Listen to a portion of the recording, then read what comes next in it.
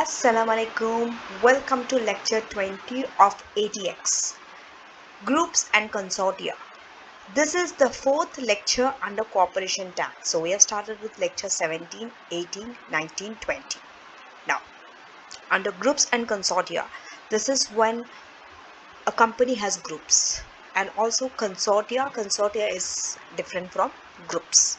So here we are going to focus on 75% groups, group relief, effect on group relief of changes in group structure, losses of overseas companies, Consortia, which is new for ATX, was not there in tax, capital gains group, complex group planning, restrictions on company joining a gains group, this is new, transfer of trade within 75% group, reconstructions and reorganizations, investment in companies, and summary.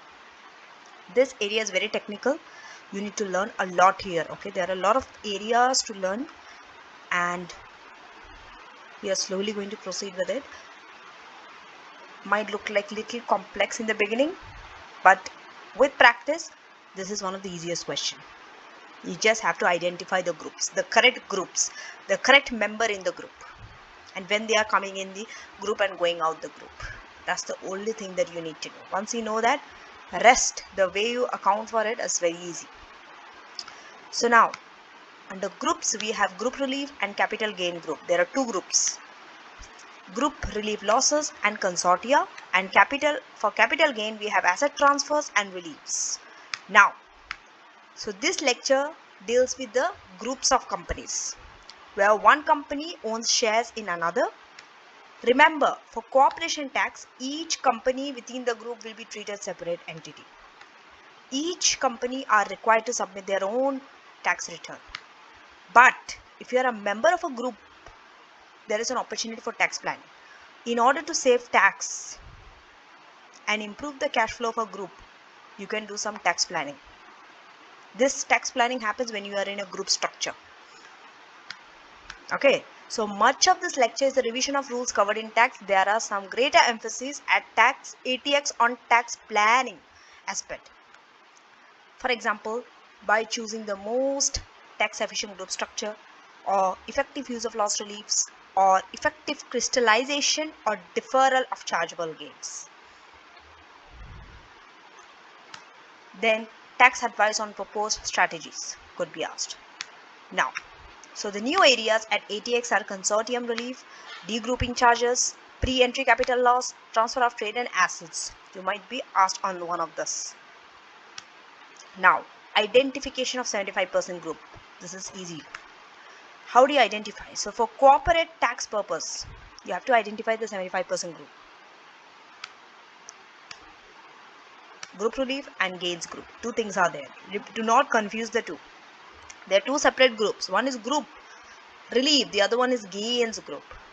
So definition: exists when parent company owns greater than or equal to 75% ordinary share and has right to receive greater than or equal to 75% distributable profit and has the right to receive greater than or equal to 75% of net assets on a winding up.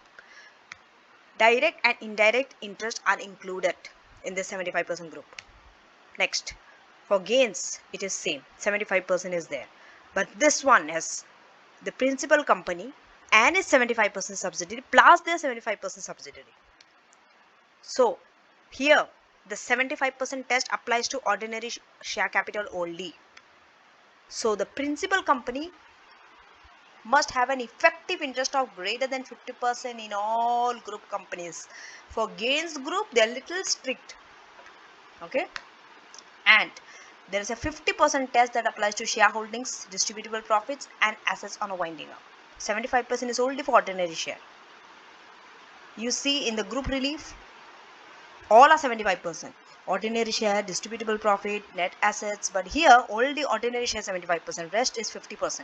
Distributable profit is 50%. Assets on winding up is 50%. Now, for group relief, a company can be in more than one group relief. Possible. Could be in 2-3 group reliefs. For gains group, they can only be in one gains group. A company can only be in one gains group. Then for overseas company, you can include it in the group, but for group relief, you cannot surrender or receive any loss relief benefit. Neither you can give, neither you can receive. For gains group, for overseas, you can include in the group, but all the assets within the charge to UK corporation tax can benefit from the gains group.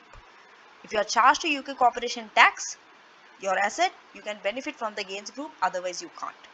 Now let us do a question. Illustration 1. So in illustration 1, you can see there is a diagram given to you. Okay. Age limited is having 80%, 100% in B. 51, 75, 30, 100, and C Inc. is an overseas company. So here, two things you have to identify: groups and the 75% gains group. First, solution is already given. So the groups for the group loss relief, remember 75%. So age S will be there, isn't it? Is S there? Yes. This is group 1. H is also there. H will be there. So H is having control in S, and what about H is having in B? B is also there because 100%, and C Inc.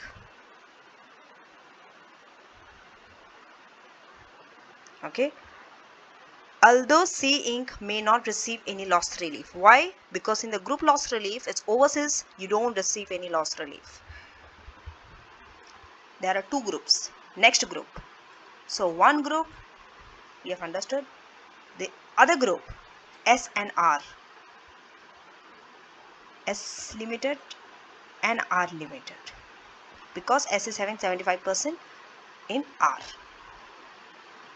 Here, H already has 60%. That is, if you see indirect interest in R.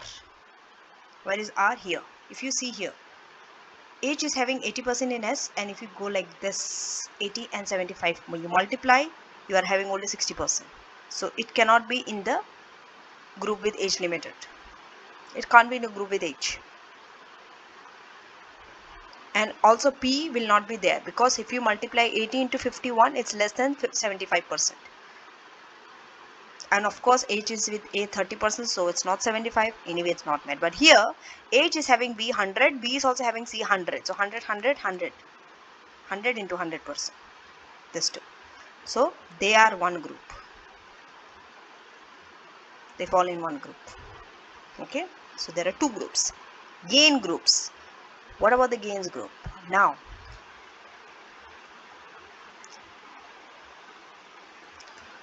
let us rub everything. Okay.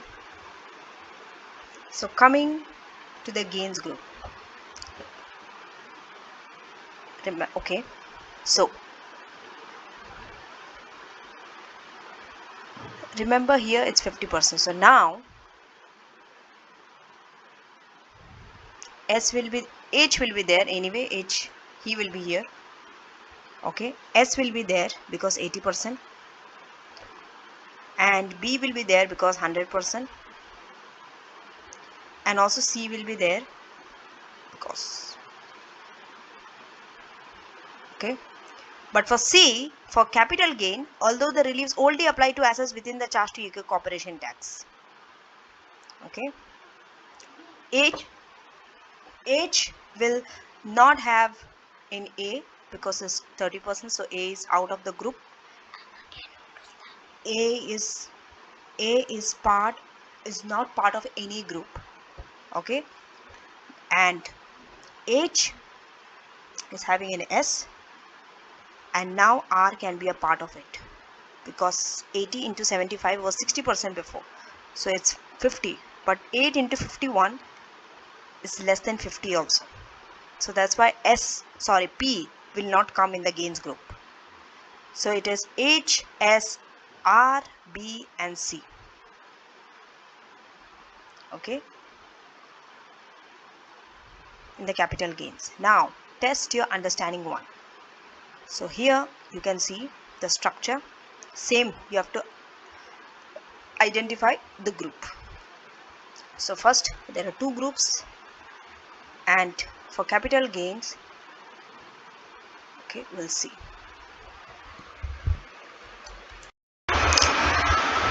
Here are two groups for group loss relief in test understanding 1, group 1 and group 2. In group 2, it's just A and B limited. That's A and B limited. Why? Because they are having 90%. They are having the 75% holding. But B cannot be a part of X. Why? Because if you take 80 and 90, if you take 80 and 90, it adds up to 72% only. It is not a 75% group. Okay. The indirect interest also has to be above 75. So that's why B cannot be in the group with X. But A and B could be a group. Now with X PLC, we'll see which group goes. So this side, Y is there. Then C will be there. Okay.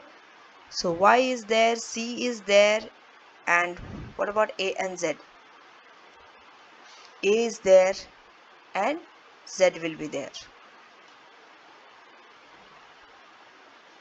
Because if you take the indirect interest 80 and 95%, it's above 72%, 75%.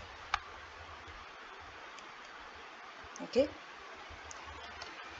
But if you take this 80 and 65%, it's less than 75%. That's why D cannot be a part of a group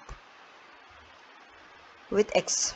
So it's only X, Y, C, A and Z. They are part of one group with XPLC. So XPLC and is 75% directly and indirectly own subsidiaries. Directly also have to be 75, indirectly also have to be 75. Indirect means this, like this you find the effective interest has to be more than 75. Coming to capital gains group, it only has one group. It's this X, A, B, Y, C, Z. So which group is out? It's D group that is out. Only D is not there. All the groups are there. Why? Because the holding has to be above 50%. Okay, if you see, the interest has to be greater or equal to 75%. So B could be a part with X. If you see B here, so 80 into 90 is 72%. 72 is more than 50. So B could be a part with X, X, A and B. Next, D cannot be a member. 100 into 80 into 65 is 52%. See, D is not a member of the gain group even though X PLC has an indirect interest. If you see, this is 52. As D is not a 75% subsidiary of C Limited. You see here, if you see C, D was not a part of a group also.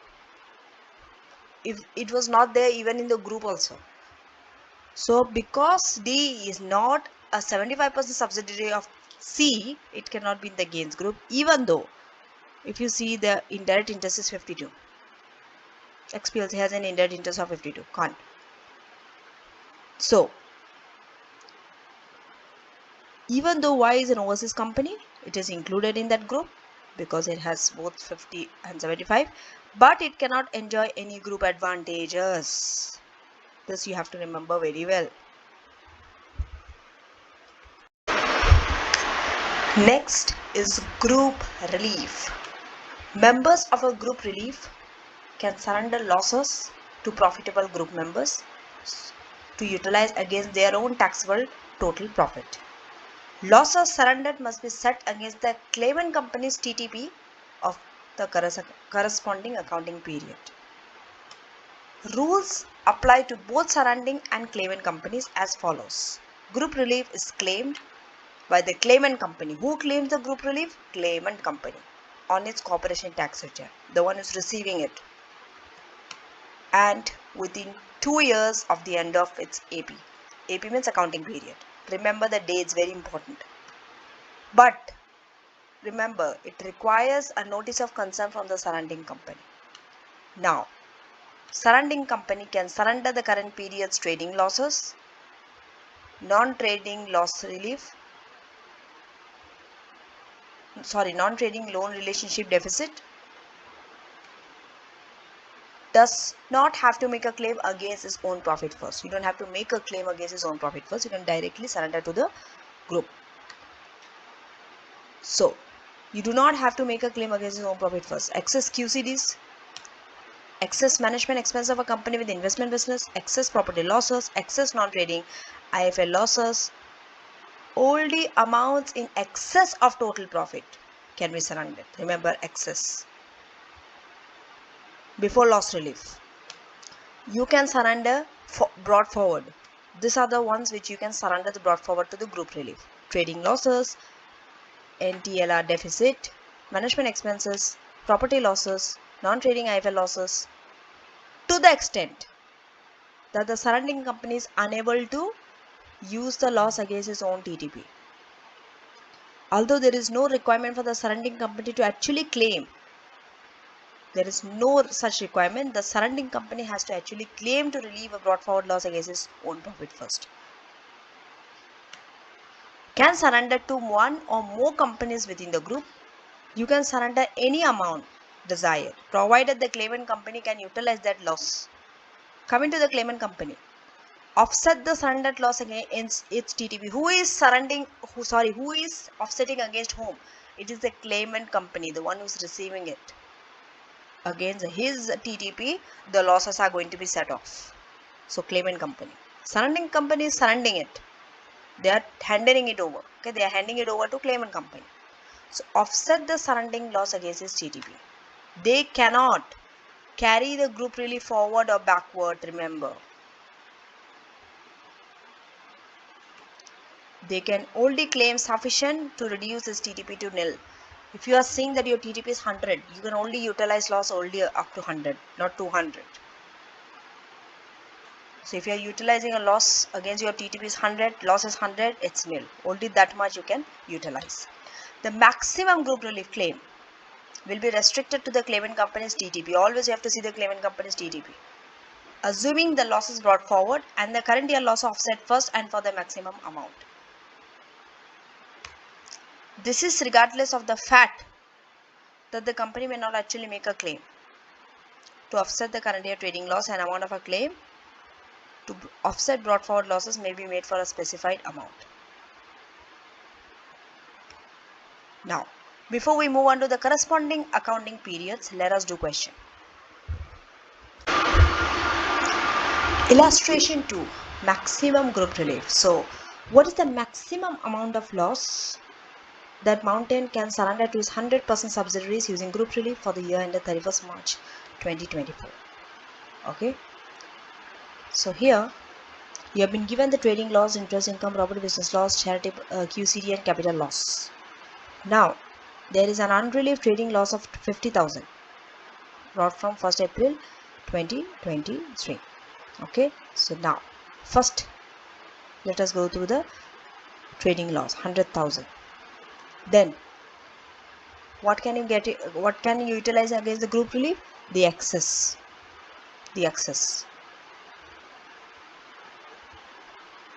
First, the trading loss brought forward, 50,000. So this 50,000. Then there is a property business loss of 15,000. So this 15,000. Then there is a QCD of 4,000. That 4,000. Then you have to take the less interest income. Deduct your interest income from here. Okay. What about capital loss?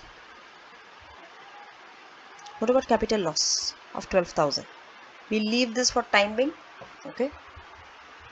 Remember, capital loss cannot be set off. It can only be set off against capital gain. Yes, exactly. If you can recall that, that's very good.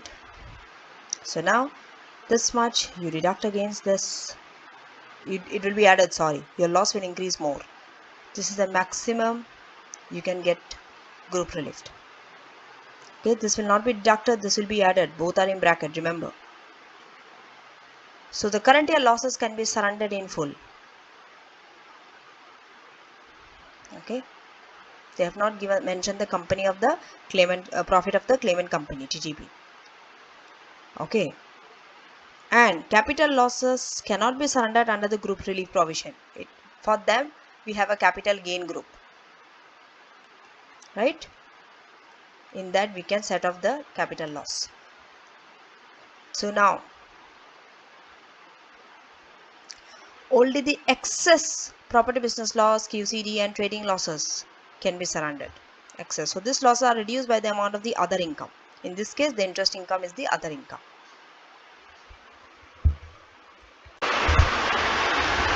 So now, corresponding accounting periods.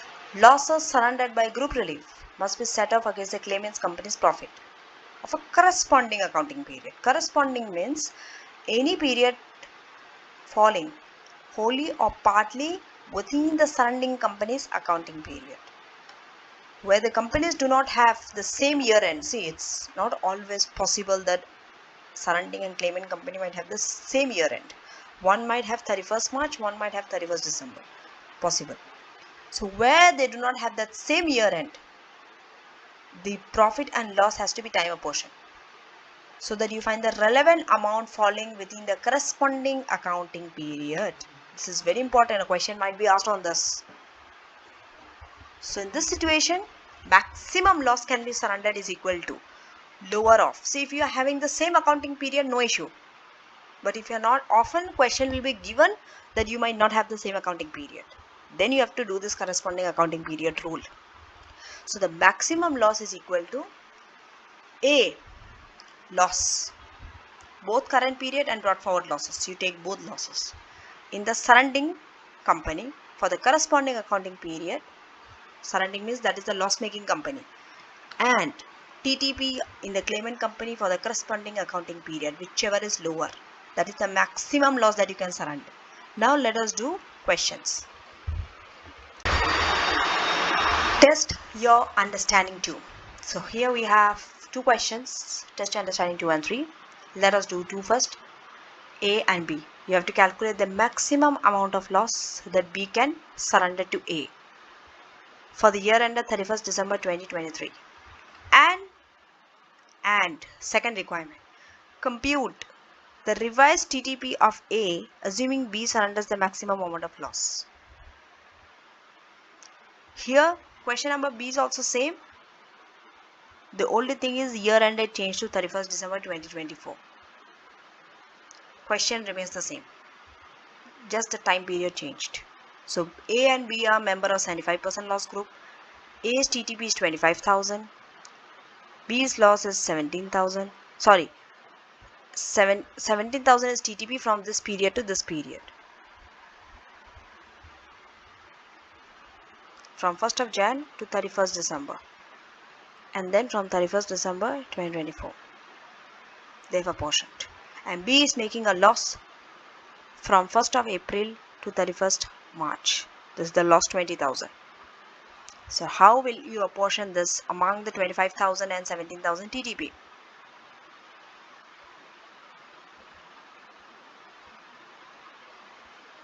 So here, if you see the date, 1/1/23 to 1/5/23. So from 1/5/23 up to 31st December 2023, TTP is 25,000. You have to apportion it. How many months? 5, 6, 7, 8, 9, 10, 11, 12, 8 months. 8 months of 25,000 you have to take. Okay, so 8 months of 25,000 you have to take. This is the TTP you have to take. Okay, you have to take the lower off, because here you are not having the same corresponding period, same accounting year end. And what about B's loss? 20,000.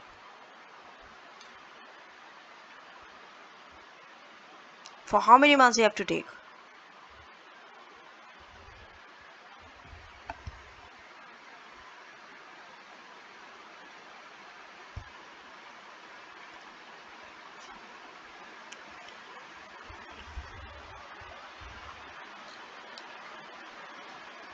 If you check the total months, it's 11 months. It's not 12 months, it's 11 months. So out of 11 months, it's 8 months. loss. So this 20,000 will be 8 months of 20,000, which is this. So the lower is what? What is the lower? This one. 2 is lower. B's loss is lower. So this is the maximum group relief against the TTP of A. What is the TTP of A for 31st December 2023? Up to 25,000. It is this 25,000. This. We are not taking 17,000. It falls in 2024 period. And how much loss we are taking? This loss, because this is the lower. And this is the revised TTP of A. Okay. Same thing we have to do for B. But here if you check, time period is different. Here it is on 17,000 you have to apportion. How much? If you check here, this is 1 year, 1 whole year. But here it's only 3 months. From 31st, so Jan, Feb, March, only 3 months. So here also you have to do A and B. A is TTP, 3 months of 17,000, and this will be 11 months because total 11 months. So 11 months of 20,000. The lower is this much. So this one will be your group relief, and TTP is 17,000. TTP of A remains for this year. TTP, you have to write the whole TTP for the year, not this one. This is only for group relief. We have to do this. We have to time apportion only for group relief. But TTP will remain 17,000 only, and this will be your revised TTP for A after the group relief. Coming to test understanding tree.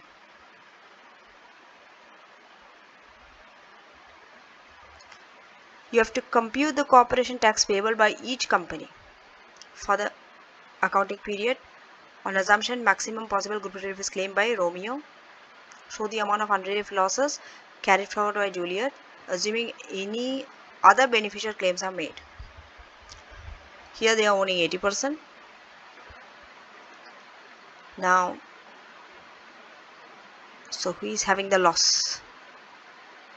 Here. Juliet is having a loss. This for 9 months. 31st March 2024. This 31st December 2023. To 12 months. And unrelieved trading losses brought for 1st of July 52,000 from Juliet. So with this 77 you have 52,000 also.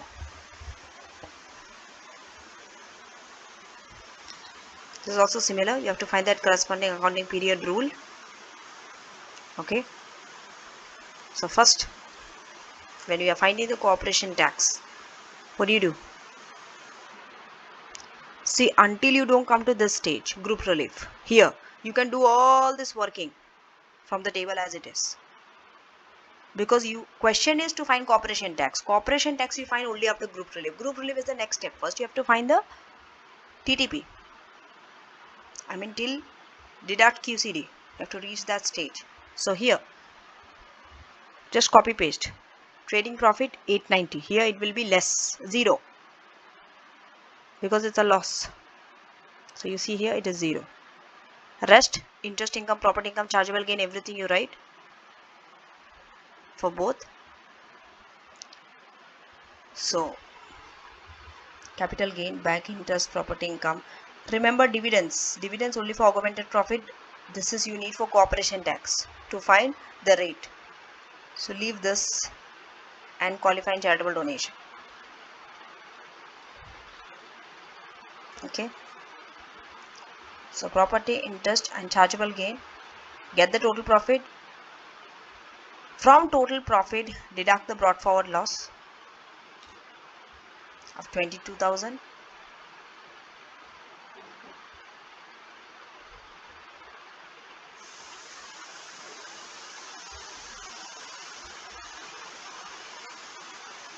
Here, wait a minute.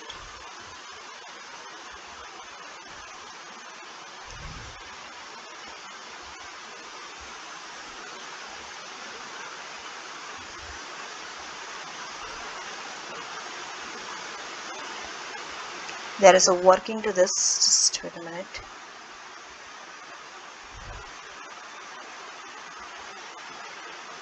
So here, how the 22,000 you have got, there is a note to this. Okay. So we leave this 22,000 Okay, and come to QCD, and this 68,000 group relief will leave it. And working for corporation, remember there are two tax years here, financial years 22 and 23. So now we'll come to the working. Okay,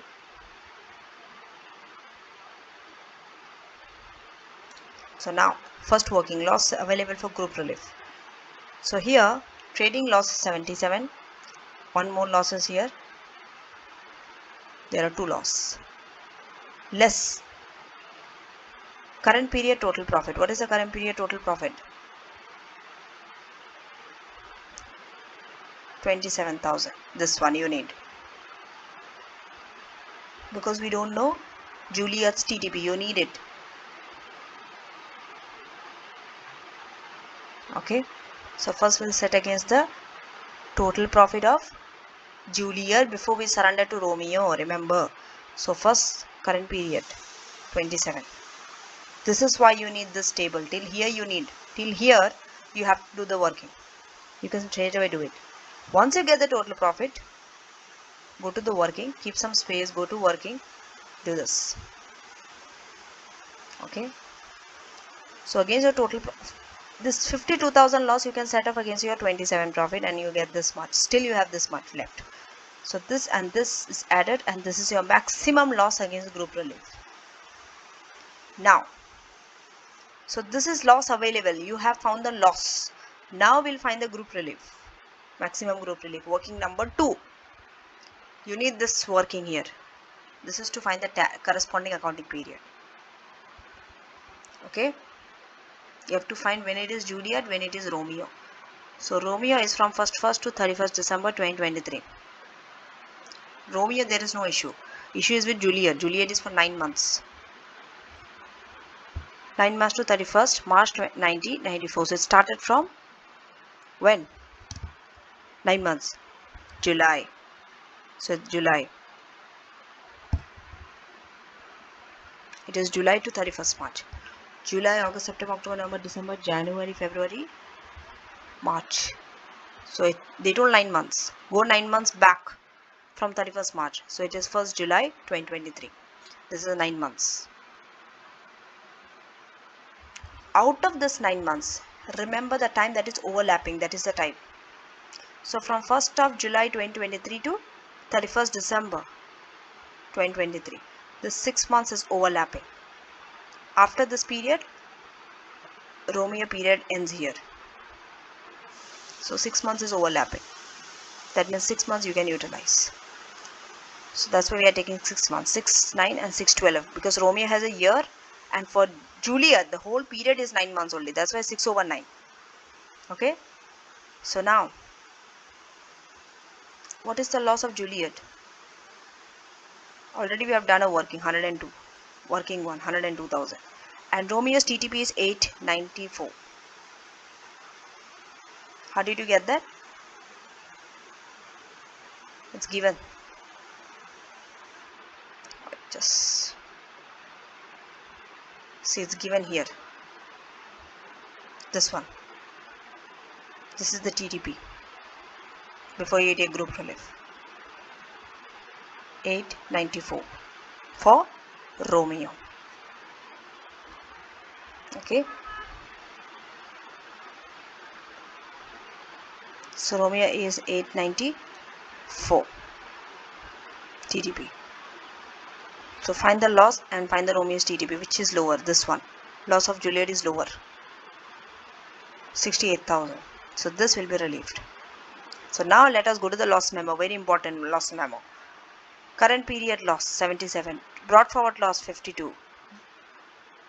So this trading loss, how much you can get it group relief? 68,000. Just now we have got 68,000. There's 68,000 here. And from the 68, another 22,000 can be deducted. How? There is a note to this. We'll see. Offset brought forward loss against total profit. As Juliet has a QCD of 5,000, it would only claim to use the 22,000 of brought forward to avoid wasting QCD. See, you don't want to avoid your wasting of QCD. That's why you have to claim up to the maximum that you can utilize your 5000 QCD also after utilizing the loss against the profit. So what was the profit here? 27. That's why you take 22,000. If you deduct wholly 27, you will not get this 5000 QCD relief. This will be wasted. Remember, the question told you one thing. Any other beneficial claims made. Assuming any other beneficial claim is made. So you have made that claim as well, along with group relief. That's why it's 22,000. Okay. So that 22,000 will be set off against total profit. And this will be further loss that is to be carried forward. It is not utilized in the group also. Okay. Now, so this much you have understood. 22,000 and 68,000 is a group relief, and then you get your TTP. Here it is 0. So we'll only work for Romeo. Okay. On this 8/20/26, you see here, and this percentages, and this is 3 months, this is 9 months. But we'll see the rate you need working for. So here it's a 12 month, but from March to December, see, from 1st of Jan to 31st March, the 3 months falls in FY 2022 and the rest 9 months falls in 23. Okay. And there are 2 associated companies. Remember, when there are associated companies, your lower limit and upper limit changes. The question told you how many associated companies are there.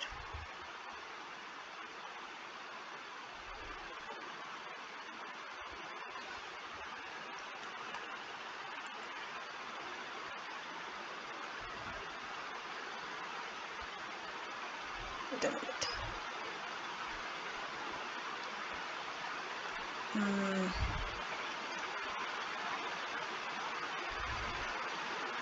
So this is dividends from other UK companies, dividend from Juliet. They are exempt from corporation tax. And this is 80%. So they are associated companies. Okay. So here, the dividends received are exempt from corporation tax. The augmented profit for Romeo are same as TTP, as dividend from associate companies excluded. So augmented profit will be same as the Romeo's TTP, because if it's from if it's from the outside companies, non-group companies, the dividend, then only you add it in the add it with the TTP and get the augmented profit. But if it's from the same group means you are an associated company, then it's there, and there are 2 associated companies, Romeo and Juliet. So that's why they said 2 associated companies. One is Romeo, one is Juliet. They are associated companies. So this 250 upper limit is divided by 2, lower limit 50 is divided by 2. This is your upper and lower. Now that rate, we have to find only Romeo's, because Juliet is not paying any tax. So here, it's the same thing repeated. Augmented profit are above the upper. If you see the augmented profit, these are above the upper limit, so the main rate applies. This is for 2023. The limits apply for this. Before that, there was only one rate. FY 2022, you don't have to worry. There was only one rate, 19%. From 23 onwards only, you have to see whether it is above the upper limit or not, whether the main rate applies or not. If it's below the upper limit, main rate will not apply. Okay. Then if it's lower than the small profit rate will apply. So if you see your TTP, that is 826, this is above your upper, so 25% will apply. But F22, only one rate, 19%. So this is 3 months, and the rest 9 months falls in 23, from 31st March to December. So add the 2, and this is your corporation tax for Romeo. This is a little bit of working is required, but with more and more questions like this, with practice, you can develop the speed. Okay, first time you are doing a question like this will take a little bit of time. The next under group relief are the planning points. So you have to consider the following when you're deciding to offset a trading loss which arose in the 75% group relief. Whether the loss should be surrendered, order of surrender, choosing whether to surrender. A group member with a loss has the choice. It's not compulsory you have to group relief. You have a choice. You can make a claim against your own profit, or you can surrender some or all of the loss to another group member. Remember, when you're choosing to whether to surrender, you have to remember unlike a company's own current year loss, which is all or nothing, group relief is very flexible. Any amount you can utilize. It's not all or nothing. It is possible to specify the amount of loss to be surrendered within a group. Amount could be any amount. One of the key aim is to ensure losses are used within the group to save the most tax. So losses are first set against profit taxed at the marginal rate, because marginal rate is 26.5%. The surrendering company may surrender some of its losses using group relief and utilize the rest against its own profit. Some they might use group relief, some they might use against their own profit. Now, if it has paid QCD, it should ensure losses are retained. That will reduce the TTP before deduction of QCD to the amount of any QCDs paid. That's what we have done just now, right? 27,000 was the profit. We only utilized 22,000. So that still 5,000 QCDs are left to be paid. That's what they have told. This will allow QCDs to be deducted in full without wasting your QCD. Okay? Because anyway, after you deduct your QCD, it will be nil only. You don't have to pay any corporation tax. If the surrounding company was profitable in the previous year, it is beneficial. It may be beneficial that you retain some losses so that you can carry back. You can make a carryback relief. The carryback claim will generate a refund of corporation tax that you have already paid. In terms of cash flow, this might be beneficial. However, in order to make that prior year claim, remember, all or nothing, current year claim must be first be made. You just can't carry back. First you have to make the current year claim, and that current year claim is all or nothing. This is not flexible, so which may waste some QCD in the current year. You have to weigh both the pros and the cons. Next, as a current year claim against the company's own profit is all or nothing, it is important that optimum group relief surrender is made first. That means first make the group relief, utilize maximum, then whatever is left, utilize against your own profit. Now, payment for group relief. Where there is a minority shareholder, so where there is a minority shareholder, the claimant company might pay for the group relief. Such payment are subject to a maximum of £1 per £1 of loss claimed. Such payments subject to a maximum of £1 per £1 of loss claimed are ignored for tax purpose. What does it mean?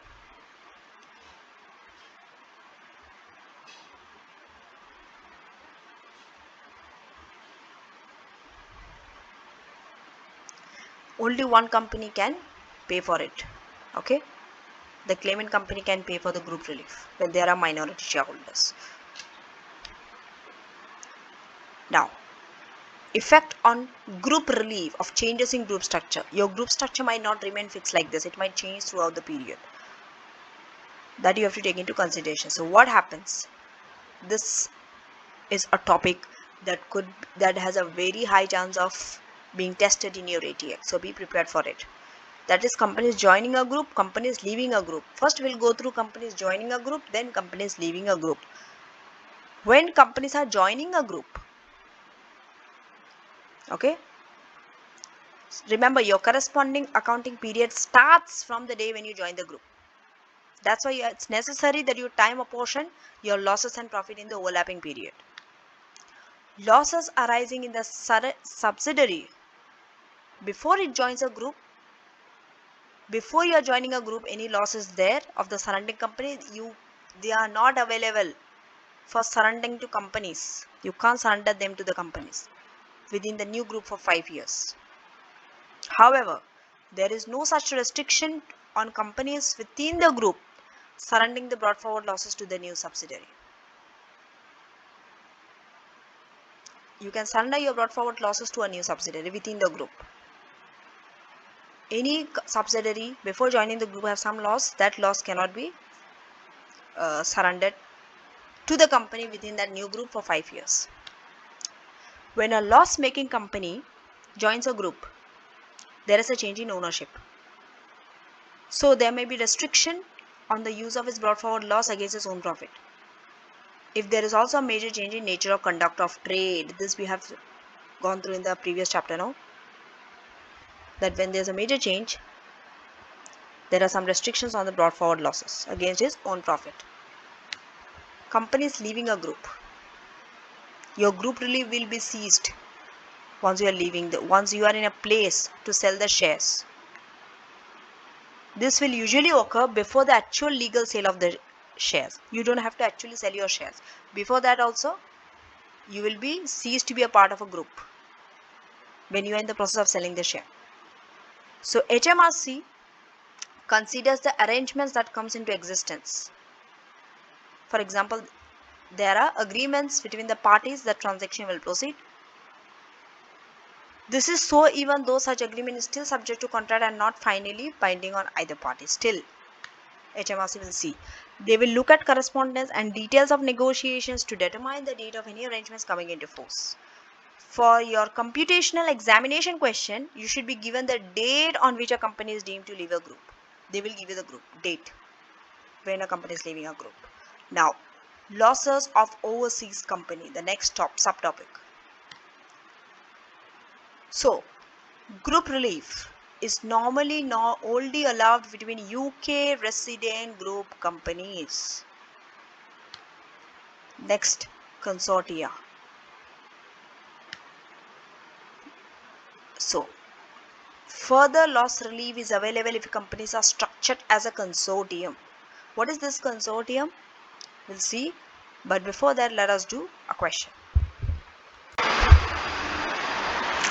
And one more thing, the tax relief available between qualifying companies where a consortium is involved are more limited than for a 75% loss group.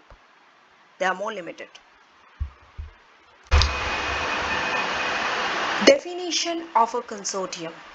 So these are the elements to the definition. A consortium exists where two or more companies, could be UK or overseas, between them own at least 75% of another company. Each company must own at least 5% but less than 75%. Includes ordinary shares, assets and profits for us as for a 75% group. Like how in 75% group, we have to own ordinary share, assets and profits same way. Investing company is known as consortium member. Target company is known as consortium company. Test your understanding 4. So in test understanding 4, you can see both A and B are having an interest in C.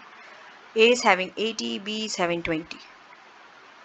In the second one, D, C, F and individuals, they are having 35, 25, 20, 20 in G limited. Explain whether the above structure are consortium for tax purpose. So first we'll see the first one. In the first one, this is not a consortium. Why? A has at least greater or equal to 75% of C limited. So it's a part of a 75% group. You can't have more than 75 individually. But the second one is a consortium because all are having, they own D, C and F. See, it has to be D, C and F, not individual, okay? The companies. They own, if you add together these three, 35, 25 and 20, they owned equal to or greater than 75% of G limited and each owned greater or equal to 5%. each should have more than 5% also, together also it should be 75. So G Limited, this G Limited is a consortium company because it's a target company, and the rest are consortium members.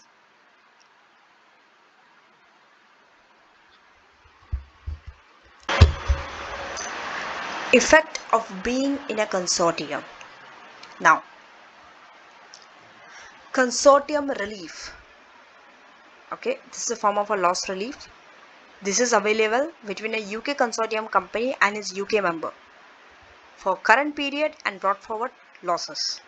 Same type of losses are available for consortium relief that were available for group relief. So the same rules will apply with the profit. With regards to the profit, the claimant company can offset the losses against. Corresponding accounting period rules apply as they do for group relief. So they are same. You don't have to learn anything new. Now, losses can be surrendered upwards. You can surrender them upwards from the consortium company to the consortium member. That means the target company can surrender it upwards to their investing company. But when you are surrendering it upwards, only up to the percentage interest that the consortium member has in the consortium company. The loss must first be relieved against the current period total profit before QCD in the consortium company. That means consortium company should not waste their QCD. Then losses can be surrendered downwards from consortium member to the consortium company to relief up to their percentage of the consortium company's TTP. The loss does not have to be relieved in the consortium members' computation first.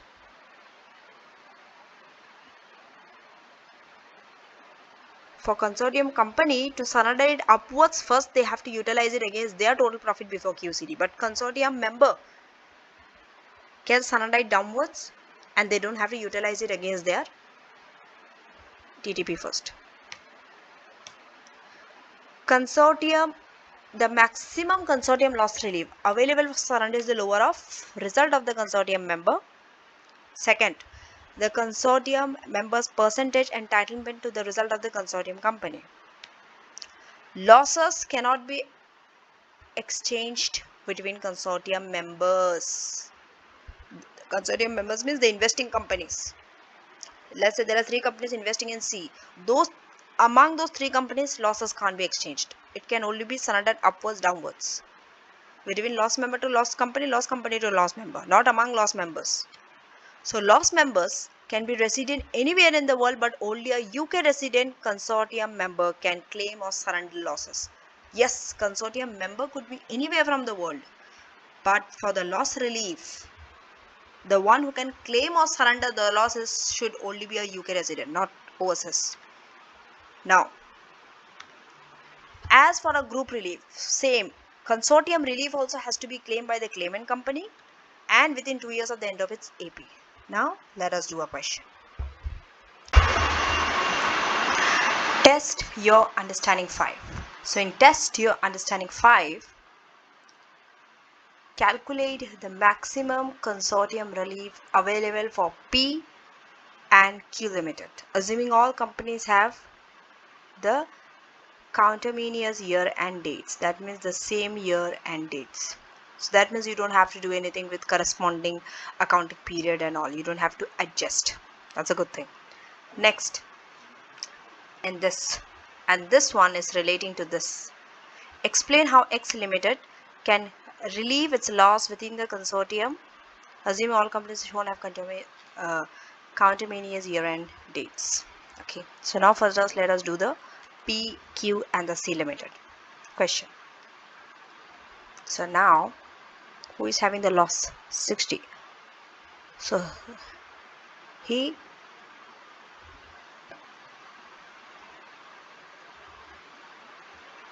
P and Q. So now, calculate the maximum consortium relief available for P and Q.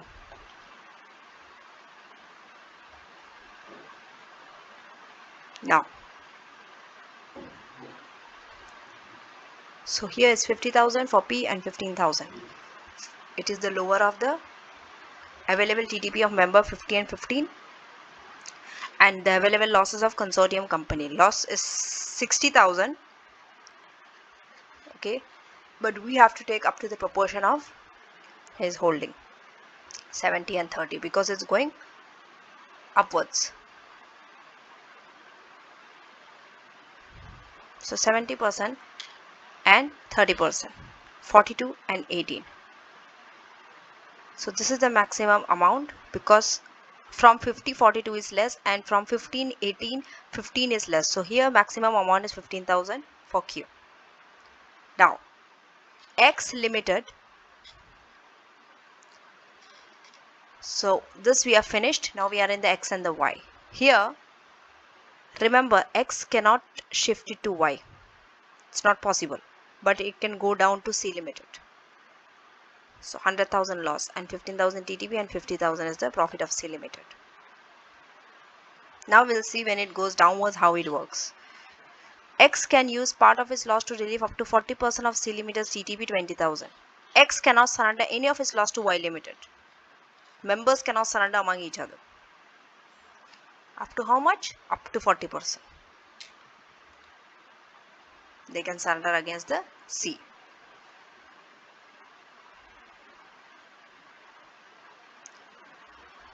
Here that percentage does not come. Okay. Here up to 40 they can relieve against C. Now here they just told explain. So you just have to explain. Here the word is calculate. That's why we have calculated. Please understand the verb. Here they told explain. That's why we have explained. We didn't calculate. Here it's calculation. Now test your understanding 6. None of the companies receive any dividends. Okay, so we have rose, pink and mauve, 15, 35 and 50 in blue. Now there's a trading loss for rose and pink. Rose and pink I've highlighted. There's a loss of 90 and 126. Okay, calculate the corporation tax liability of all companies on assumption that maximum amount of consortium relief is claimed. Second, explain how your answer would differ if Rose Limited own 80%. This is 15 now. He's owning 80% now of blue, with pink and mauve owning 10% each. Pink and mauve, so they are now owning 10% each. Of course, 80, so 10, 10. Do not recalculate liabilities. You just have to explain. Okay, so first let us calculate corporation tax. Before calculating corporation tax, we'll take the TTP. Okay. So now, starting with blue. Blue is having a TTP of 300. Okay, they told calculate the corporation tax liability for all the company. So we'll start with blue. Okay, so blue limited will have one corporation tax computation. Rose limited will have pink limited and mauve limited. First let us start with blue. You can start with any company, doesn't matter. So TTP is 300,000. Next we have consortium relief. There's a working for it from rose and pink, and then you get your TTP once again. After the consortium relief, you calculate your liability. Okay, because you can see there is no dividend. No dividend means TTP will be equal to augmented profit. So this is equal to your upper limit. No, it's not up. Sorry, it's between your 250,000 and 50,000, between your lower and upper. So there's a marginal relief for this. Okay, that's why it's 250 upper minus this TTP 150 into 3,200, the fraction. It's the marginal relief, and is the main rate percentage, because it is higher than the this limit, lower limit. It's higher than the lower limit, so 25% is the percentage. But first we'll go to the consortium relief, this and this. There is a working for it. So we'll go to the working, rose and pink. Remember, it has to be the lower of the loss and the profit. Okay, so the loss is 90,000 and 126,000. Okay, and the profit, that is the profit of blue, is 300,000. Okay, how much percentage you have applied? Rose is 15%, pink is 35%. That's why we are taking up to the percentage. So that's why it's 45 and 105. Okay, 45 and 105. And this is your corporation tax for blue. Blue is done. Coming to the Rose Limited. Rose Limited, it will be 0. Loss, it will be 0. Why? Look, they have trading loss. Both Rose and Pink has trading loss 90 and 126. How can they have corporation tax? It's loss. So it is 0. But there is a loss to be carried forward for Pink and Rose. Okay, we'll see. There is a working to it. And MOF, TTP is 55. They have given. And it's between 50,000 and 250. So 250 minus 55 into 320, marginal relief you will get, and it's 25%. Same as the Blue Limited, and you get the corporation tax. So the working is for Rose and Pink. Now,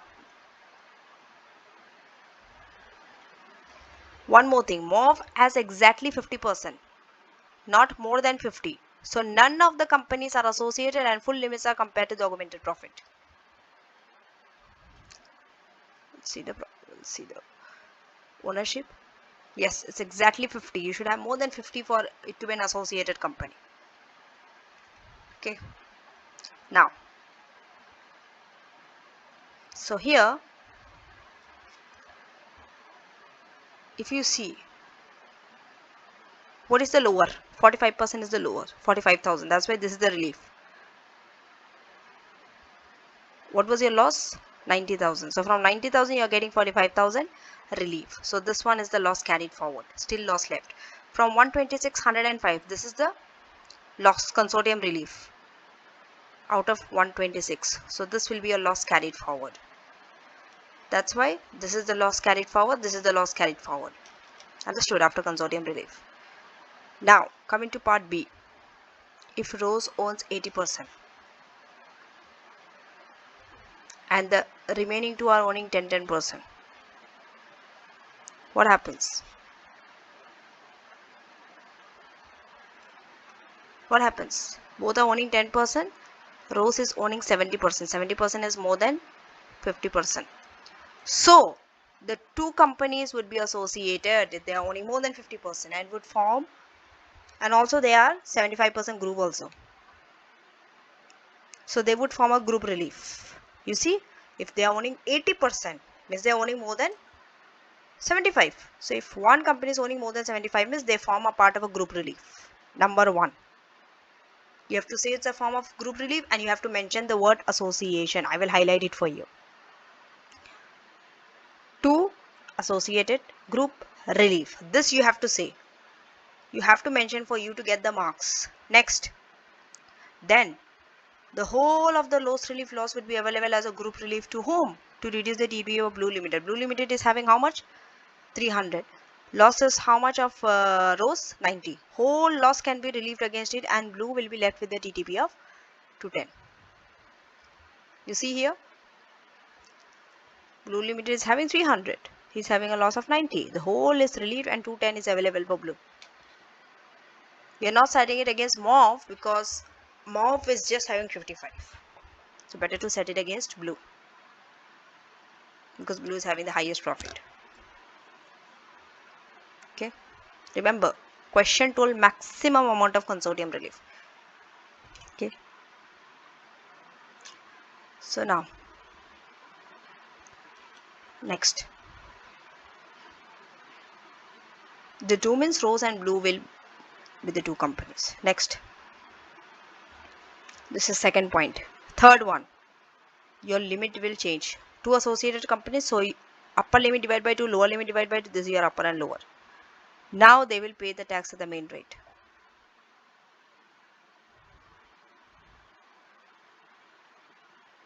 Because it's 210, no? Their profit is 210. So it's more than the upper limit also. So main rate. So you have to say it's at main rate. To say that is at main rate, another point, 3 marks. And fourth point. Where is the fourth point? You have to mention the pink and the mauve. Blue and rose is finished. Blue's part is over. Coming to pink, if rose is having 80%. Pink's loss would no longer be available to blue limited and would have to use by pink limited only. Pink. Let's come to pink.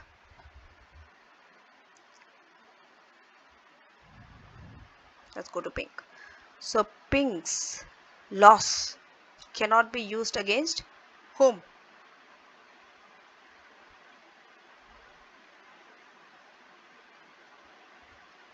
This is 10% now. Pink is having now 10%. 10%.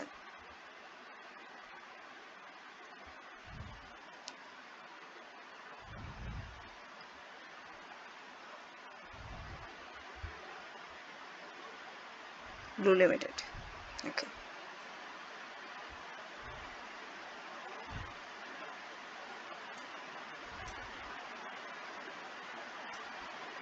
So here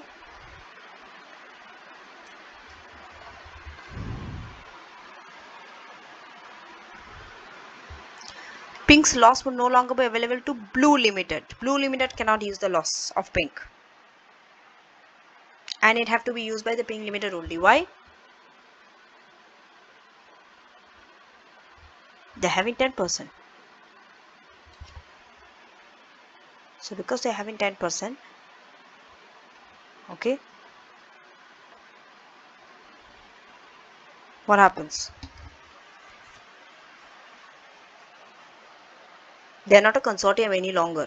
See, the moment, now this is a consortium. Okay, that's why pink and blue can share.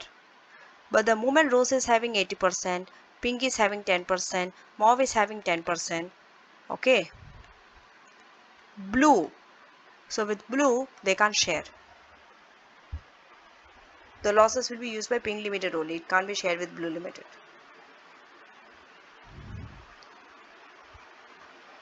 That's what they have told.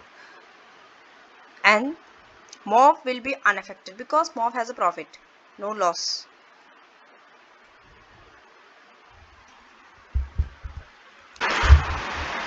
Next subheading is capital gains group. So there are various tax rules when you're within capital gain. You can transfer assets and dispose them. There are degrouping charges for companies leaving a group, relocation of gain or loss, rolled over relief.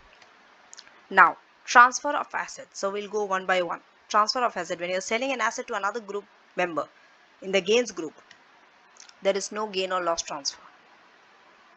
Regardless of any actual price paid. You might pay any price, but there is no gain or loss. The receiving company acquires the asset at the base cost equal to its original cost plus indexation. Indexation and all I've covered in what? When I went through the indexation allowance, right? Yes. So base cost equal to original cost plus indexation up to the point of transfer. This treatment is automatic. You don't have to make any election. No gain arises until either the receiving company sells the asset outside the group or the group company receiving the asset leaves the group. There's a degrouping charge. Until you are in the group, you can sell any asset among each other and there is no gain, no loss. Now let us do a question. Test your understanding 7 when you're disposing an asset outside the group. You have to calculate a gain. So you have been given the indexation factor. Here you have acquired a building on 1st April 1997 for 100. Building was transferred on 1st October for 120 when it was worth 180. They sold the business building outside the group for 350 on this date, 1st December 2023. So now, first we'll calculate the gain, right? So now you have sold it for 1. Let us first calculate the base cost. Base cost is very important. You have to add the cost and the indexation. What is the cost? Remember, original cost when you have acquired it. Okay, it was 100,000. So 100,000 is the cost. With that, you will add your indexation allowance. Okay, this date to 100,000 and add, and that is your base cost. This base cost you will use against the proceed. You have sold it for 350. So 350 minus this base cost is your unindexed gain. Now deduct your indexation allowance. From which date to which date? Which indexation factor you have to use?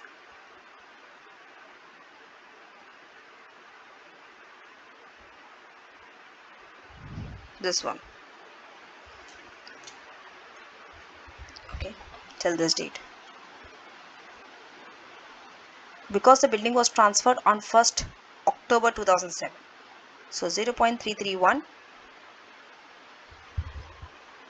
into the unindexed gain. This is the base cost.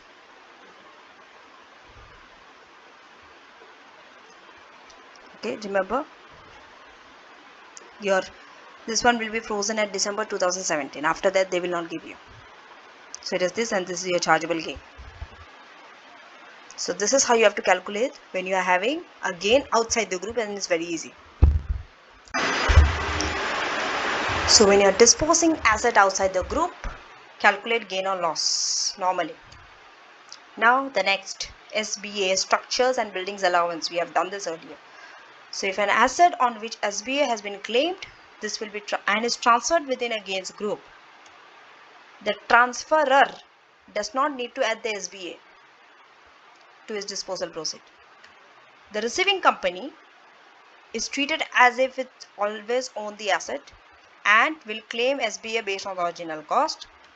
When the receiving company then disposes the asset, all SBA's claim to date will be added to the disposal proceed in the chargeable gain calculation, and this will be added by both the transferor and the transferee. Next, degrouping charge, very important. This has a very high chance of occurring in ATX.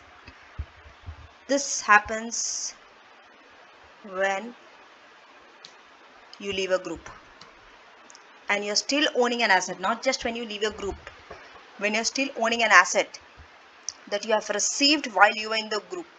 You have received that asset how? Via a no gain, no loss transfer, isn't it? And within the last 6 years. So you're still owning an asset within the last 6 years of that being transferred to you, you have to pay a degrouping charge. This is how you calculate degrouping charge. So the company who is leaving the group is deemed to have sold and repurchased any asset acquired from other group members at their market value on the day of the intra-group transfer. Not the market value when they leave the group, the day when that intra-group transfer had happened. You have to take that day's market value. So the proceed, less cost to group, indexation to date of intra-group transfer, and degrouping charge or degrouping loss. You might have a degrouping loss as well. Now, so the degrouping charge will be added to the consideration that you have received by the vendor when you are selling the shares in the company leaving the group. If there is a degrouping loss, this is deducted from consideration. If it's a degrouping charge, it's added to the consideration. Additional consideration is this. Remember, this additional consideration, this degrouping charge will not be taxable. Why? Because the company selling the share is going to get a benefit of substantial shareholding exemption. This I have covered in my previous lecture, SSE. Okay. So in respect of any gain or loss on the disposal of share, including the degrouping charge. Okay. Now, if it's not covered by SSE, company can reallocate. Company can elect to reallocate the gain to another group member. However, group rolled over reef is not available for a gain on shares because shares are not qualifying asset. Other points, stamp taxes. Stamp taxes I've covered before.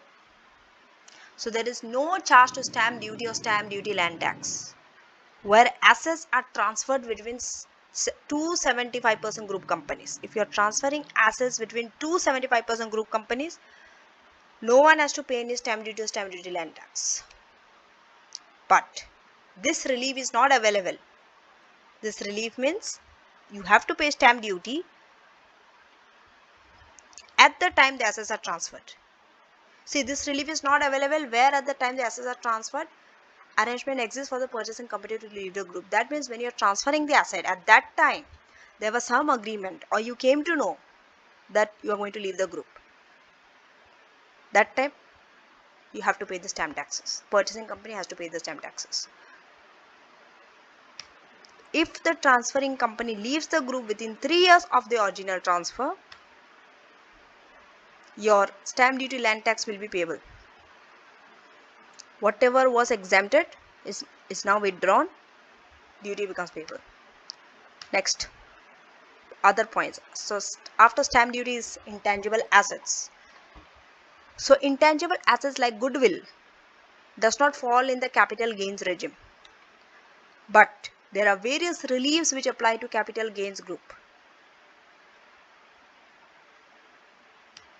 So when you are transferring an intangible assets, okay, within the gain group, they are made on a tax neutral basis. What is it?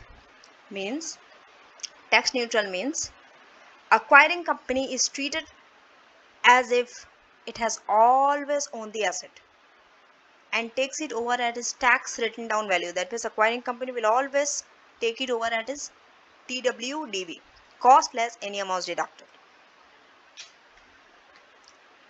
A charge similar to degrouping charge arises if group company receiving the asset, this is the intangible asset I am talking about, leaves the group, who is still owning this intangible asset in the previous 6 years from another group company. This charge arises in the company leaving the group, although it can be reallocated within the whole capital gains group. However, above charge will not arise when a company leaves the group as a result of share disposal, which is covered by SSE, substantial shareholding exemption. If you are covered under that, this charge will not arise to you. That means you are selling the shares and that selling of share falls under SSE. Then you don't have to pay any charge. In this case, assets in the question will remain at their tax written down value and will continue to attract relief as they did before the degrouping. So what happens when you are covered by SSE, you are selling shares, you don't have to pay the degrouping charge. That means you don't have to pay that additional charge. So your assets will continue to attract relief and it will remain at their tax written down value. Now let us do a question. Illustration 3, degrouping charge. Here calculate the gain realized by Wordsworth in March 2024. Rather than have Wordsworth sell his office block, Shelley sells his entire shareholding for 5 million on 1st March 2024. Advise the group of the gains, if any, that will arise as a result of the sale and any release available. So indexation factor has been given to you. Both companies prepare financial statements to 31st March. Okay, next. So here they bought an office block on 15th May 2000 for 350. On 10 June 18 sold it for 400 when the market value was 620. On 1st March sold the office block for 800. So now remember, first we will find the base cost. Base cost is very important. Add the cost and the indexation. Which cost? Then they have acquired it for 350. And on this date, this is the indexation 0.629. And you add it and this is your cost. So this you will deduct from the proceed of 800,000. That is this date. And get your chargeable gain. IA stops at this day, so no further indexation applies. Okay. Now, because they are selling it, there will be a degrouping charge. degrouping charge will arise.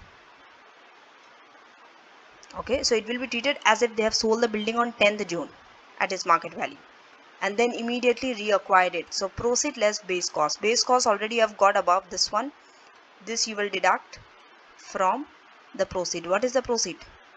You have to take the market value on this date, 620. On 10th June, market value you have to take because on that day they have sold. On that day it has been transferred. Okay.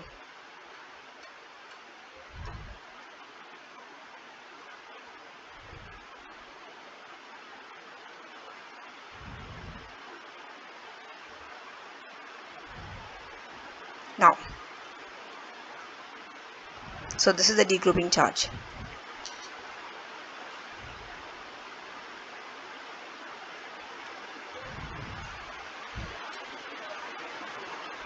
So there are two things.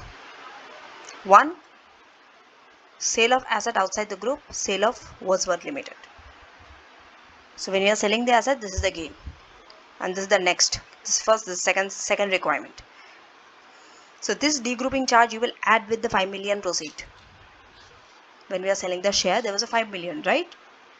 So you have to see whether you are eligible for SSE. See, when you are selling the shares here, you have to always see whether you are eligible for this or not. Very important to check. Why? Because any gain, if you're having any gain, it will be exempted under this. So we'll see. Here it is applicable or not. You have to see whether they have owned at least 5% of share for 12 months out of the previous 6 months. This is from the SSE rules. So here, how much they have owned? They have owned 10% of the share for 12 months out of the previous 6 years. Shelly PLC, how much they have owned?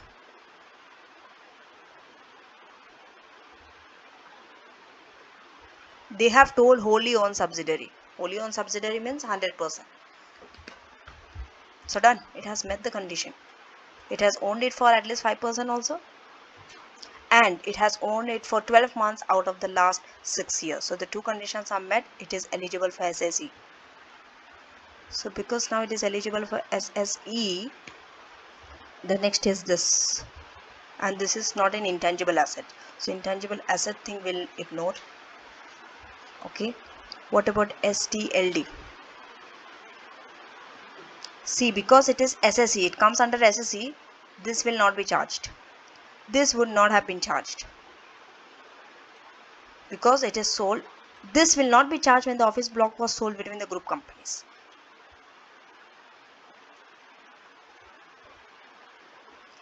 It is not charged retrospectively when they leave the group, as this is more than 3 years after the original transfer. If you are leaving the group after 3 years from the date of original transfer, you don't have to go back and change it. It will not be charged retrospectively. So don't worry. So when are they leaving the group?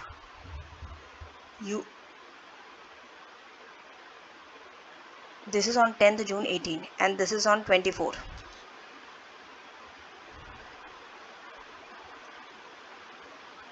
Okay.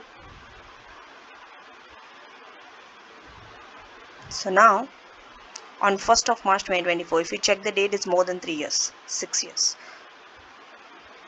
So this will not apply.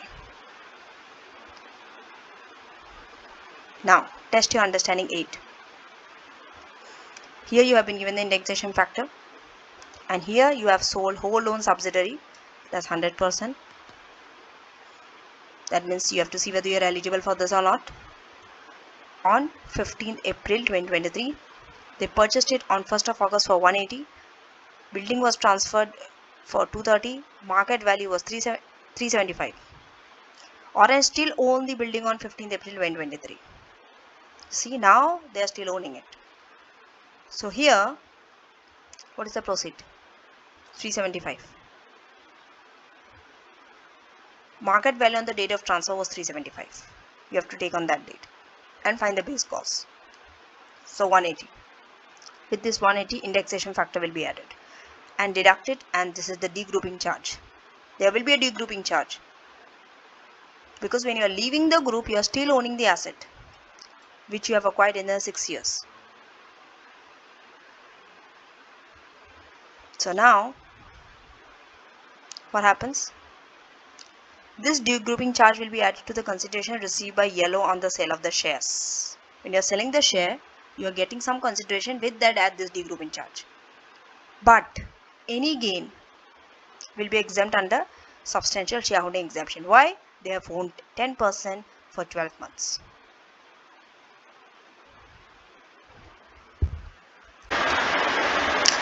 Relocation of gain or losses. So companies within a gain group can make a joint election to reallocate their chargeable gain or loss between group members. Election allows groups to achieve the following. Chargeable gain and allowable losses can be matched together within one company. Gains can be transferred to the group with capital losses brought forward, but be aware of the restrictions on the pre-entry capital losses. Gains can be transferred to the group company paying the lowest rate of corporation tax. The joint election is available provided both companies are members of the gain group. It cannot be that one member company is a member of the gain and the other one is not. Both has to be a member of the gain group at the time the gain or loss arose. And the election must be made within 2 years of the end of the accounting period of disposal outside the group. The joint election must specify which company in the group is to be treated as a disposing the asset.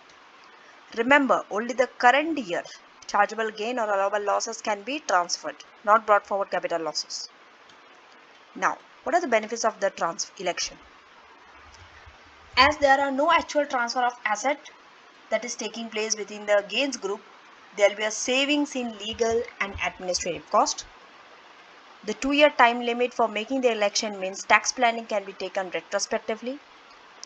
Election can specify the amount of gain or loss to be transferred. This gives flexibility with tax planning. Now, group rolled over relief. For the purpose of rolled over relief, the gain group is treated as a single trade. This means that a gain on the disposal of a qualifying asset in one group company can be rolled over against the purchase of qualifying asset within the permitted time period by another group company. Now, before we approach to a complex group loss question, let us do questions. Test your understanding now. So we have two companies, Mauve and Violet, having trading profits of 10,000 and 250. Show the TTP for the year ended 31st March 2024 for each group company, assuming the group wants to minimize the corporation tax of the group as a whole. So during the year, Violet is to dispose a factory. Remember, factory is eligible for rolled over, okay? Is to dispose of a factory that will result in a capital loss of 75. Mauve is to dispose a warehouse that will result in a capital gain of 100,000.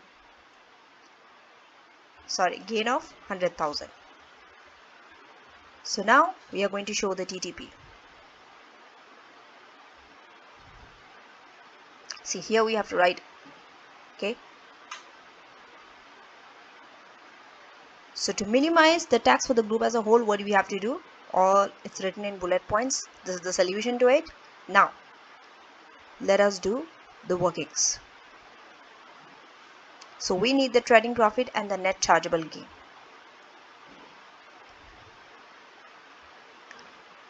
Remember, this is a group. This is 100% subsidiary. That means they are associated companies. For the purpose of TTP, we need whether you are an associated or not. So there are two associated companies. Because you are two associated companies, your upper and lower will be divided by 2. Now it's 125 and 25. So you have to see your TTP falls in this range or not. Okay. So if you see the profit of Violet, it's 250. 250 is more than 125. So they are paying tax at 25%. Violet is paying tax at 25%. And what about Mauve? Mauve is having 10,000, which is less than the lower limit, 25,000. So they are paying at a small profit rate of 19%. Okay. Now, So first we'll utilize the capital loss. This is a capital loss. So what happens? One is having a gain, the other one is having a loss. So both and Violet should dispose of their chargeable assets, realizing the chargeable gain and allowable capital losses. Okay, done. Next, the group, first they should dispose of their chargeable asset, realizing a gain or a loss. First they should dispose that asset. They should have a gain or a loss. Then only the group will make an election by which date? 31st March 2026. 2 years from the end of this year. This is 31st March 2024. 2 years from the end of the accounting period, 2026, 31st March 2026. These dates are very important. Never forget the dates, okay? So the group should make an election by this date to reallocate this capital loss in Violet to Mauve. Who is making the loss here? Who is making the loss? Violet is having a loss of 75. He should make an election to put this loss with Mauve. Okay, because Mauve is having a gain. So the loss, they should reallocate the capital loss from Violet to Mauve. It should go from V to M. V is making a gain, he is making a loss. From loss making company, it has to go to the gain. It has to go to the Mauve. They are relocating capital loss. So as a result, now Mauve is the one who is having the gain also, loss also. Okay. It will be treated that Mauve is the one who is making the chargeable gain and capital loss. So they'll be offset. So 100 minus 75. 100 gain of Mauve and 75 loss from Violet. Now they are going to have a net gain of 25,000. This will go in whose account? Mauve.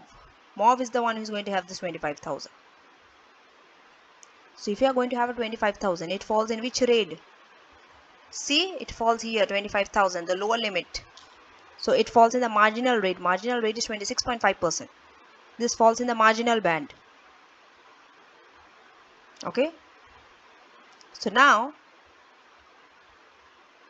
remember this is tax planning. You want to minimize your corporation tax. Okay.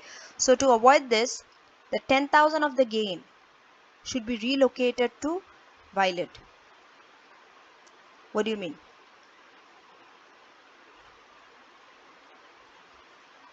Because now you are having 25 and it's exact 25.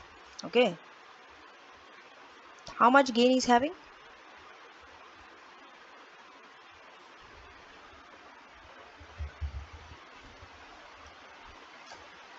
Remember, this is trading profit. We don't utilize trading profit. It's gain or loss we are talking. We are in a gain group. Okay. So that to avoid this, 10,000 of the gain should be relocated to Violet. So bring 10,000 of gain of Mauve to Violet once again, so that you can reduce the tax to 25% main rate. Okay, look at the dates. It is 31st March 2024. One rate only. Okay. So now rather than having 25, Mauve will have 15,000 gain and 10,000 will be transferred to V. Okay, so 10,000 of the gain should be relocated to Violet, then it will be taxed at the main rate. Violet is anyway paying tax at main rate because it's having a profit. So even if it's having more and more profit, it will be taxed at 25% only.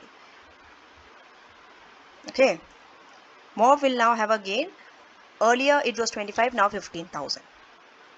So the same result could be achieved by transferring 85% of the Mauve's gain to Violet. Rather than transferring loss of Violet to Mauve, transfer the gain of Mauve to Violet. Still they will be having a net gain of 10,000 in Violet and gain of 15 in Mauve. How?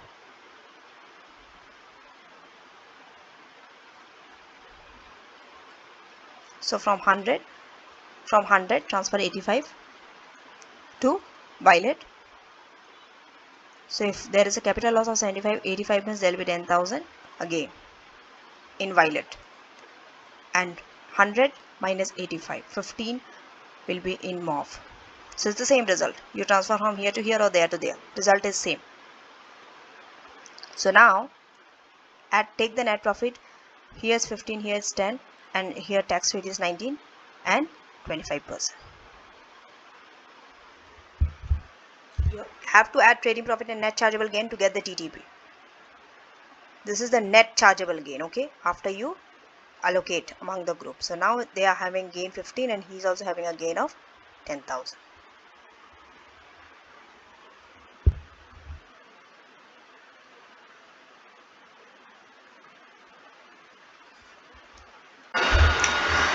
Approach to complex group losses question. So when there are losses for group relief, they need to be allocated for the benefit of the group as a whole. So the approach should be like this. First, you prepare a diagram of group structure, determine the 75% groups and consortia, set up a tabular pro forma for TTP. You need to calculate gains, consider relief, rolled over relief and relocation of gains in a gains group to calculate TTP. Do this before you are dealing with losses. Then after that, you complete the computations down to TTP, separating out any losses to loss working, determine the best use of any qualifying losses. Where there are number of losses, deal with the loss with the most restricted set of first. That means the ones where more flexibility is there, that should be dealt last. Then compute the corporation tax liability on the revised TTP after you set off your loss relief, and show the corporation tax payable and any losses or surpluses to be carried forward. This has to be your approach. Now there are three factors you need to consider: tax rate, cash flow and wastage of Q series when you are going for a group loss. Are you saving the maximum tax? Are you making use of cash flow? Are you minimizing your wastage of Q series? You have to see before your group relief. Now let us do a question. Illustration 4. So in illustration 4, you can see there is an MN group. So it has the following structure. And this one is the resident overseas. All other companies are UK resident. No company has any other source of income or gains. Trading results for 31st March 2024 has been given. So you can see who are the ones who are having losses. A, C, E and O. Assuming maximum possible relief is claimed for the above loss, computed the corporation tax payable by each of the companies, by each of the above companies for the 12 months ended 31st March 2024. So now, the solution has been given already. I will take you through the solution. Okay, let's have a walk through the solution.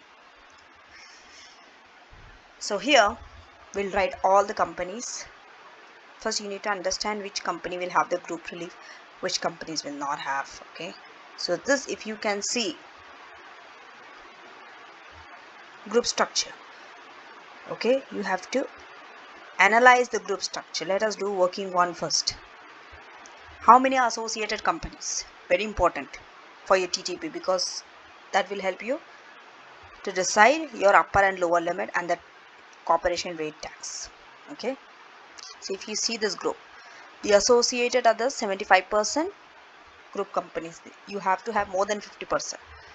So if you see here, MN is having 65% in B. So B, but A is not a, sorry, A is having 12%. Okay. So A can't be a part of the group, but B Limited will be there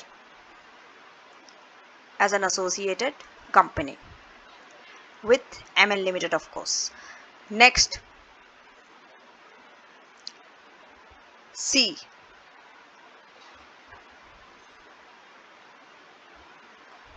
C will be there, and also O Inc. Even though it's an overseas company, it will be there because 90%, and also D Limited because 80%.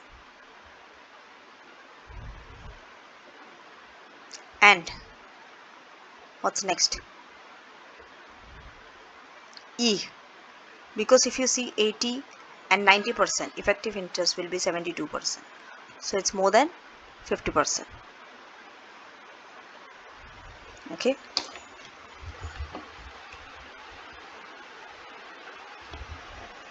So now that's it. Even this will be excluded. This will be excluded. So A and E are excluded. Rest all are part of associate. How many are there? With M&M, there are 6 associated companies. So your upper profit and lower profit, 250 and 50, will be divided by 6. Okay. Now there could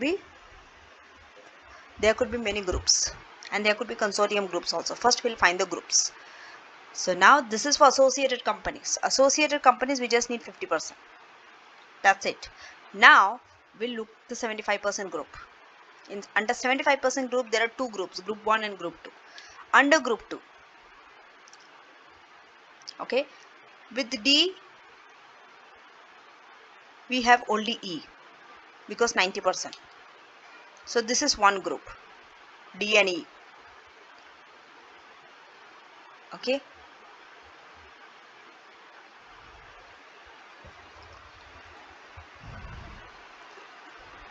D and E.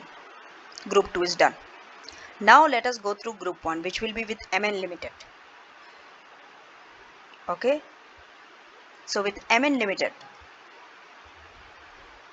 will not have A will not be there because 12%, B also will not be there because it's 65%. But C will be there because 80%. Owing is 90, but remember, Owing is an overseas company, so it can't be a part of a group. C. OC is there, but this is a resident overseas, therefore no loss relief for them. They can be a part of a group, but because they are resident overseas, no loss relief. So C is there. And with MNN we have C and we have D because 80%. And E can't be there because it is 72%. Okay, it has to be 75. So if you see, it's less. Now 75% group is set up.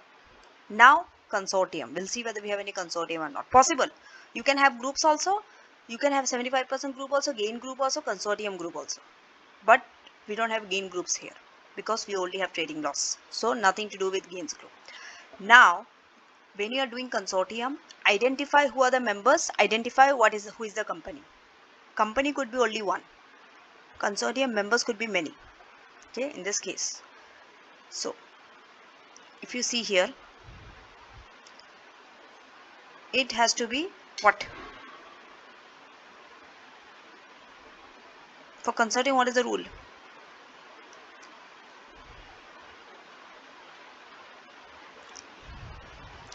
MN and A Limited, they are investing in B. This is a consortium, 12 and 65. You should have less than 75%, but more than 5%.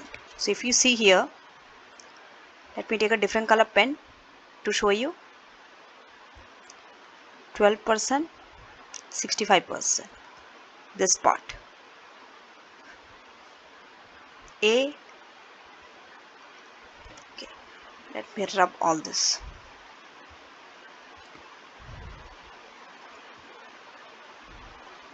So A is having 65 and 12 in B. So this triangle is a consortium. You can't have other consortium. Why? See, in C, this can't be a part of a consortium. Why? Because 65 is fine, but here they are having 80, here they are having 90. Okay, so it can't be.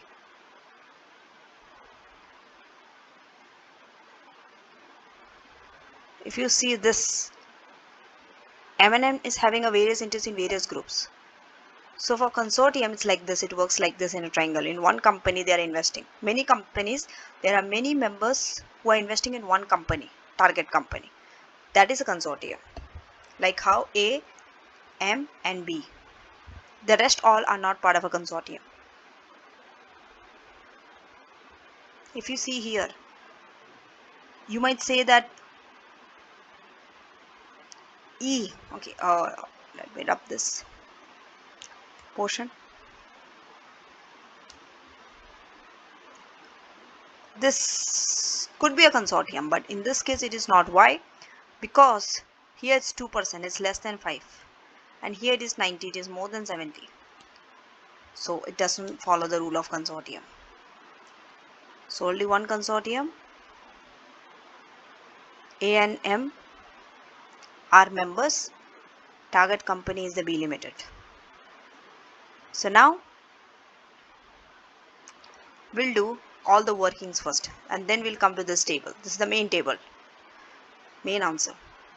So working 1 is over. Working 2 will be a loss working. Okay. Only the companies who are having the losses will do. So take the loss of the 3 companies. A is having the loss. C is having the loss. E is having the loss. A, C and E, are they part of a group?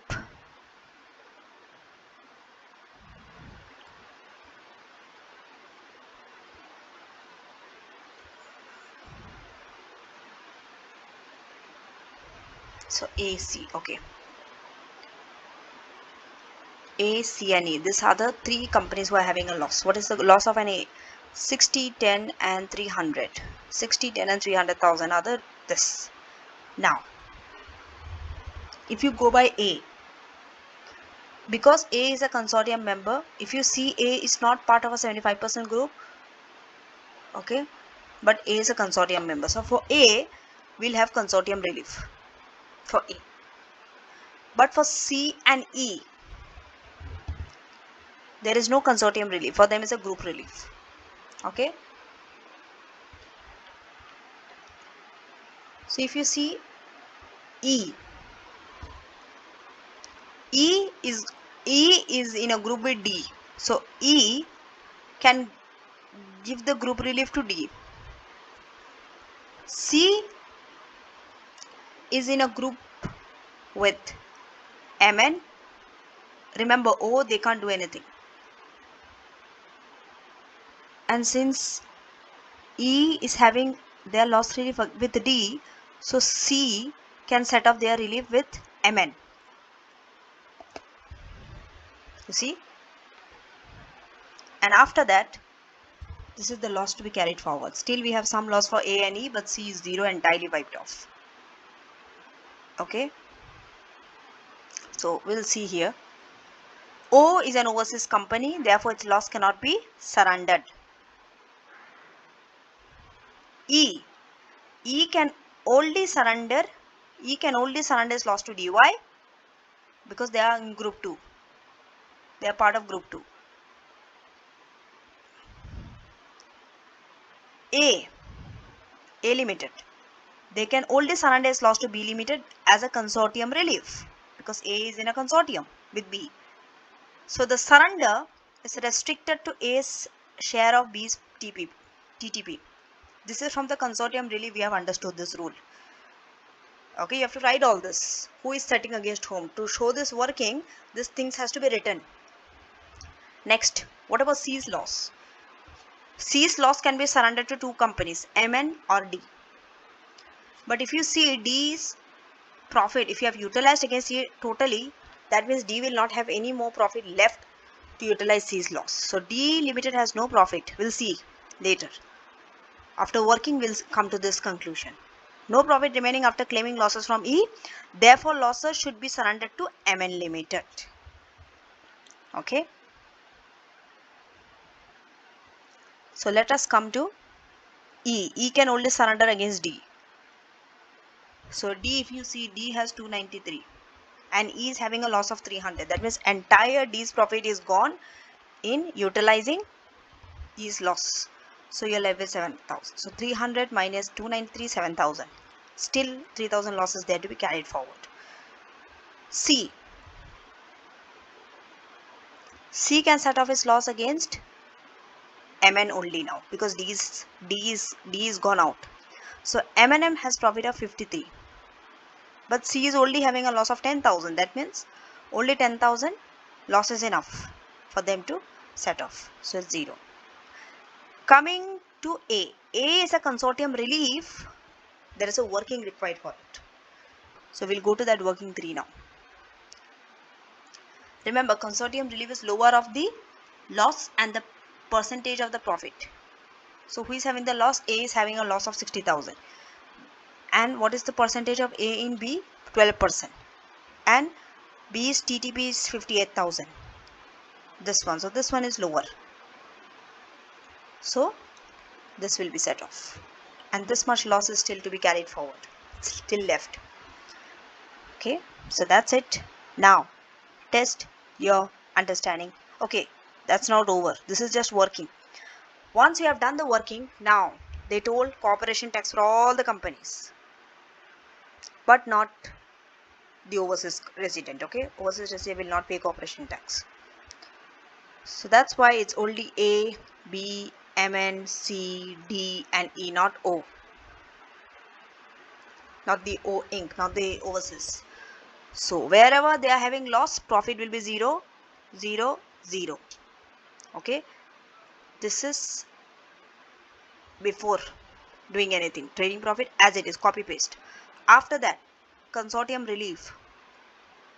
Whose loss is being utilized? A. A is having a loss. They're utilizing it against B's profit. That's why from B's profit, you deduct this. Okay. Wherever there is 0 profit, TTP is 0 for them. Here also 0, here also 0. Here they have utilized everything. E to D. From D's profit, so it's 0.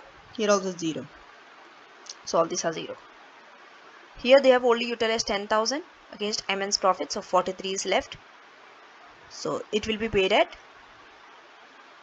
25% corporation tax. Why?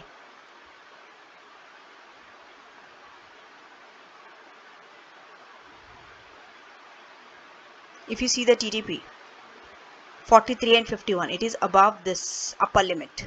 So it's 25%. So these are the two corporation tax you have to pay. Claim should be made. This is 31st March 2024. 2 years from that, 31st March 2026. From the end of accounting period, you have to make this claim. So this is the tabular format that we have been talking about, that you have to follow. And what about the overseas losses? Can't do anything. No loss relief for them.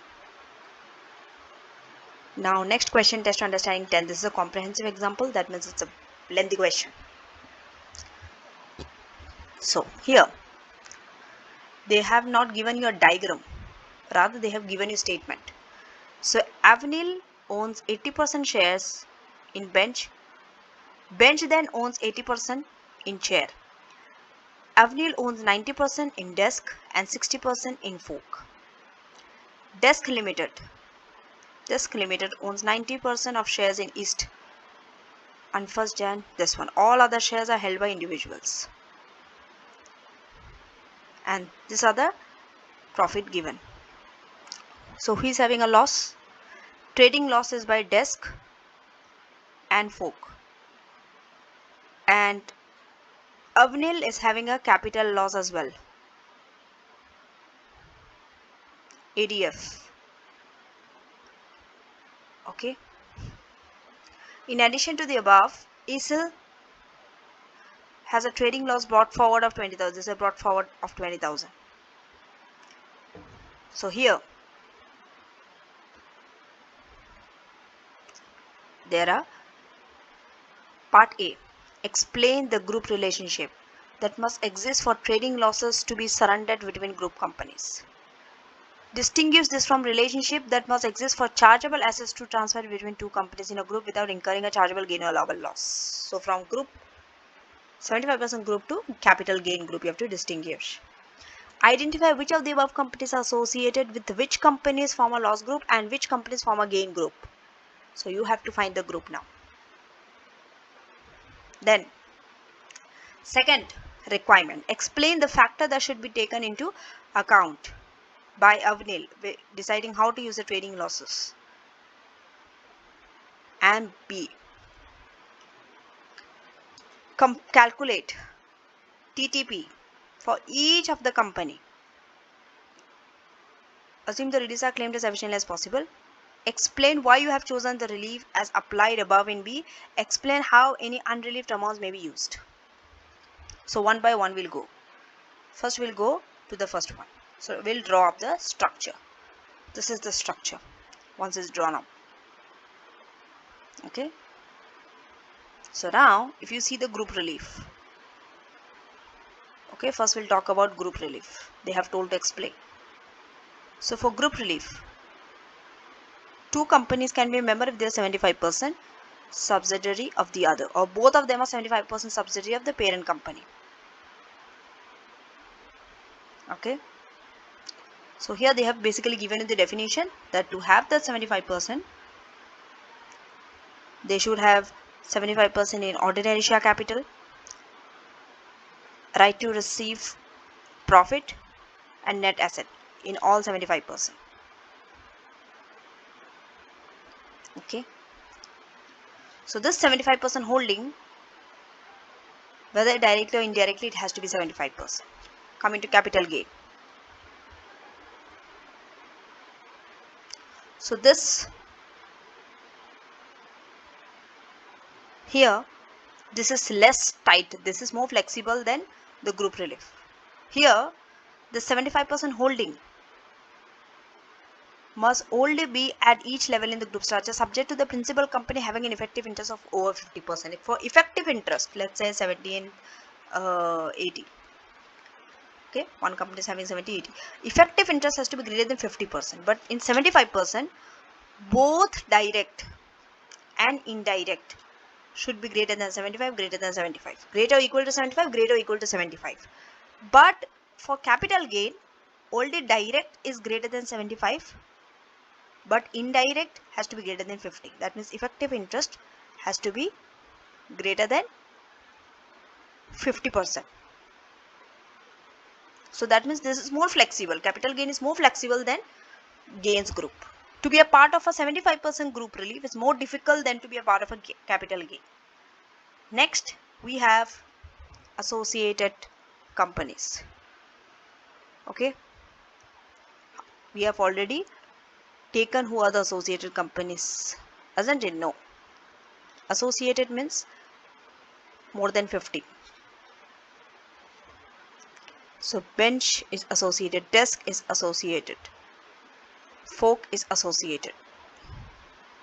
If you are checking this one, 80 and 80, it is 64%. Chair is associated. 80, 90 and 90. Easel is associated. So how many? There are 6 associated companies. All companies, so in this case, all companies are associated. Easel, if you see, it is associated for the full accounting period, even though it was acquired partway through the period. Even if it was acquired partway, it will be associated fully. So how many companies are there?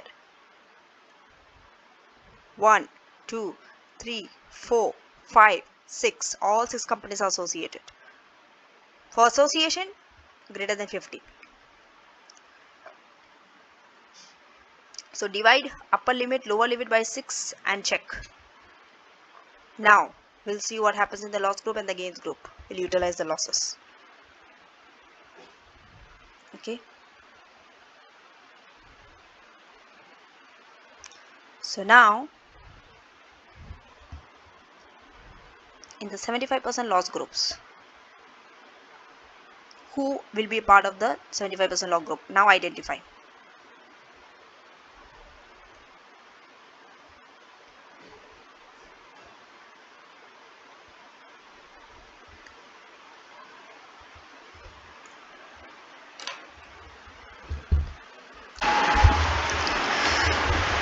So bench,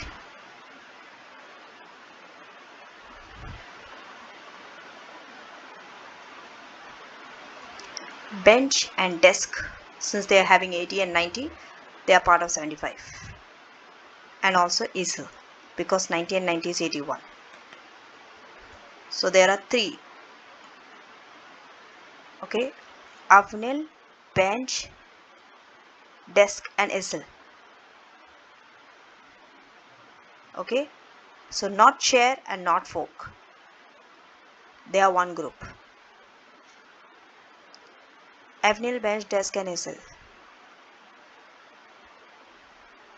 Okay. This and SL. Okay. Next group. This is group 1. Group 2. Bench and Chair. So Bench and Chair, since they have 80, they are a separate group.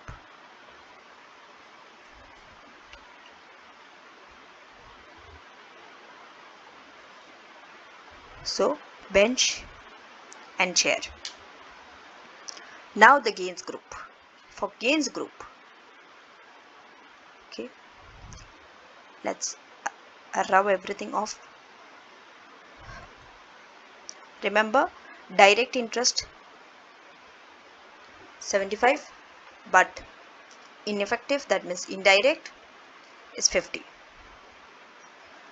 So Bench is there, Desk is there, and 80 and 80 is 64, so Chair will be there, 90 and 90 is 81, ACL will be there. Now Chair is included. Fork is not part of any group. So for capital gain, Avnil is there, Bench is there, Chair is there, Desk is there, ACL is there. Fork is not there.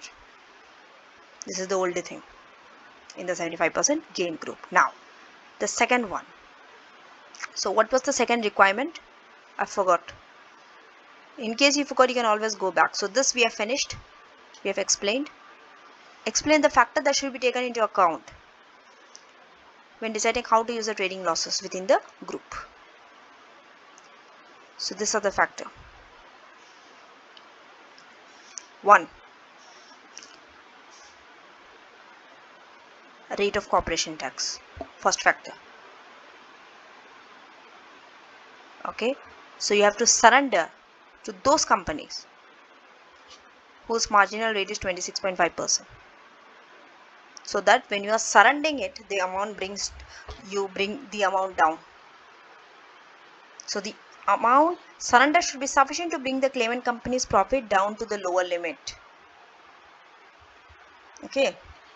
Next, surrender should be then to those companies subject to the main rate, that is 25%. And lastly, to the companies who is having a 19%. So first marginal rate, then to the main rate, then to the small profit rate, 26.5, 25 and 19. First surrender to this company, then this company, then this company. Okay. So the ability of companies with minority interest to compensate for group relief surrender will be another factor. This could be another factor. Now we are moving on to part B, corporation tax computation. So we have to compute for all. Okay. Now wherever there are losses, trading profit will be 0. So we'll go back and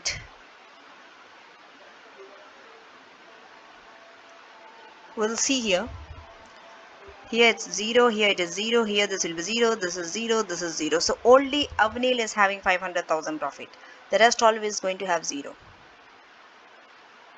And then we have interest income. So just copy paste. Then interest income. Then here for capital gain there's a note 1 to 8. What is it? Set off against the gains. Avnil and Chair are part of a gain group. So this 10,000 loss can be set off against the 17,000. So that means Chair will then have 7,000 net gain, whereas Avnil will have 0. So that's what's done here. Here it is 0, here it is 7,000. Then you have total profit. Once you get a total profit, okay, then the tax rate. So how do you decide the tax rate? See, now your rate changed because associated companies was there. Now these are your limits. 8333, 41,667.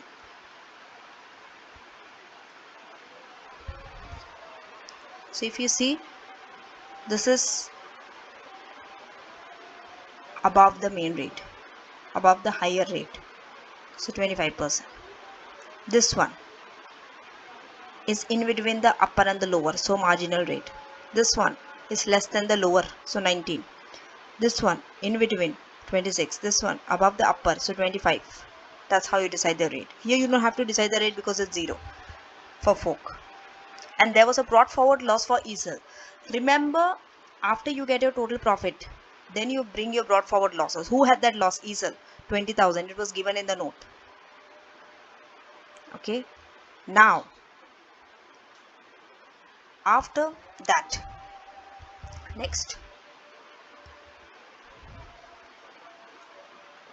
current 1, current year loss, 2, group relief. Okay.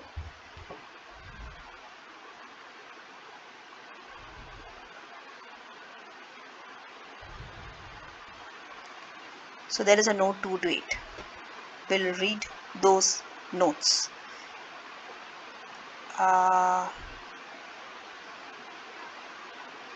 So these are the explanations of the reliefs, because they have told you to give the explanation of the relief. Okay, when you're setting it off. Till brought forward loss, no explanation is required. After that, you require explanation when you're setting off the losses. Okay.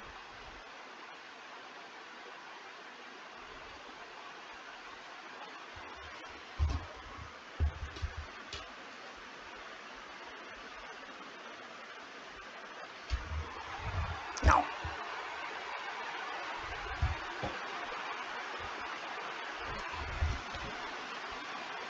just let me go back, and you can always skip back to the question in case you forgot. So, no new piece of information from here.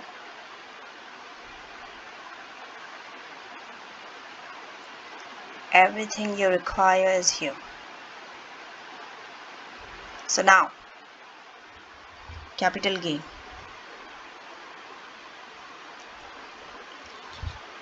First, capital gain. So an election has to be made to relocate Avnil's loss to chair. So this can be set up against the chair's chargeable gain. He is having a chargeable gain of 10,000. Or chair might surrender the gain to Avnil of 10,000. Whoever does it, the result is same. So the whole chargeable gain should not be relocated to Avnil, as Avnil is taxed at 20%. But result would be same. But one thing, if you see from the point of tax, Avnil is having 25%, whereas chair is only having 19%. So better to shift the loss to chair, not to Avnil. Avnil is paying at taxed at 20, whereas chair is only taxed at 19. Shift it to chair rather than Avnil. Otherwise, Avnil have to pay high tax. Okay, done. That's how you get the net gain, note 1. This is done. Now, move on to the next one. That is relief for the trading losses. So these are the losses.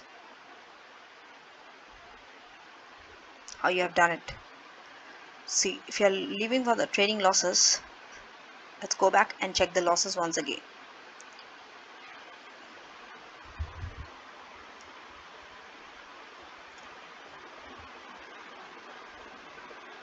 $130 of desk, 50 of folk.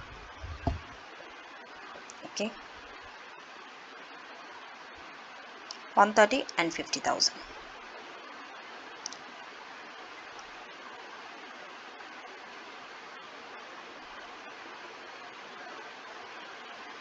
So first let's start with folk.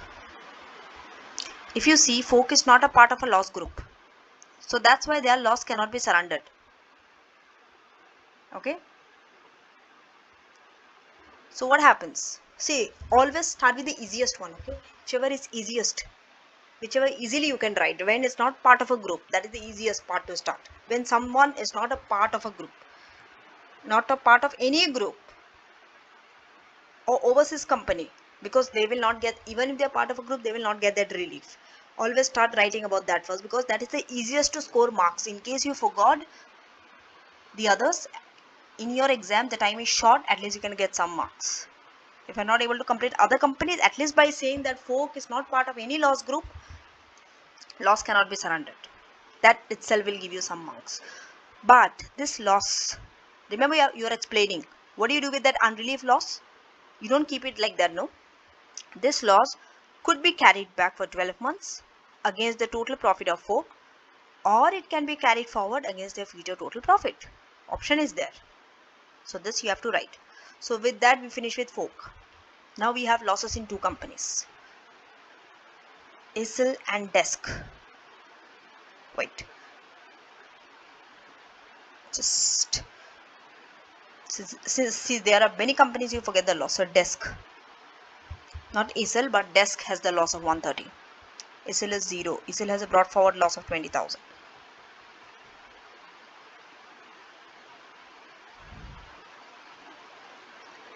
So ACCA has a brought forward loss. So next talk about brought forward loss. So this brought forward loss can be used against the total profit. That's what we have done here. Brought forward loss of 20,000 and set off against the total profit of ACCA. Okay, because ACCA has sufficient profit. So why to carry it in the future, or why to carry it back, or why to group relief? Utilize against the total profit. Okay. So for ACCA there is no possibility of group relieving this loss. You have to talk about it because this is most efficient relief we are talking about. Why? Why can't you group relief? Because it's a brought forward loss. Brought forward loss you can only be surrendered to the extent that they cannot be used against the surrendering company's own total profit. If ACCA does not have any profit, then only they can surrender. So in any case, as their loss is a pre-acquisition loss, isn't it? They were acquired in part way within the year. It could not be surrendered against the group profit for the period of 5 years after ACCA joined the group. For 5 years after ACCA joining the group also, pre-acquisition loss cannot be surrendered. It's a rule. Last but not the least, Desk loss of 130. Desk, if you see what is the rate of the Desk? Highest rate 26.5. So better to set off against what? Desk is part of a group. Desk is part of which group? First, let us always go back and check. Avnil, Bench and ACCA. Avnil, Bench and ACCA. Avnil, Bench and ACCA. Okay. First, better to set off against Bench because 26.5, and then Avnil and ACCA because they are part of a group. So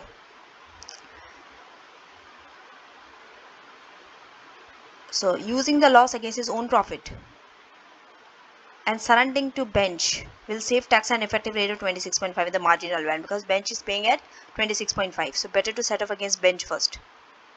Whoever is paying the highest corporation tax, set off against that company's TTP first. Remaining loss either to Avnil or ACCA so that you save tax at 25. But surrender to ACCA is restricted. You acquired it 1st of Jan. So only for 3 months, Jan to March, 3 months only you can utilize 32,500. Okay. So the maximum claim by ACCA against TTP for the corresponding period,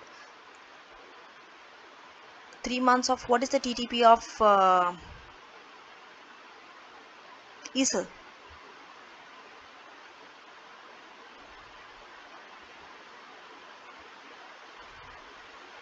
It's 140. It's 140,000. After you take the brought forward losses, remember it's after brought forward losses, okay? 140. So 3 months of 140 if you take is 35,000. Maximum surrender has to be lower. This one, the loss 32,500. This is the maximum surrender. So the full balance of the loss then will be surrendered to Avnil. Who is left? Avnil, because Avnil has a big amount of profit. So this is the total losses, 130. Okay, now reduce profit to lower limit to save tax at this rate, then this rate, and then this rate.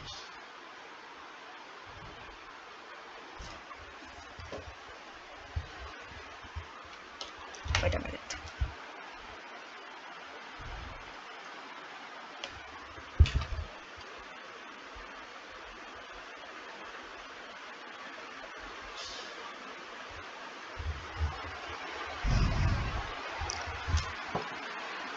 So first we are giving it a bench.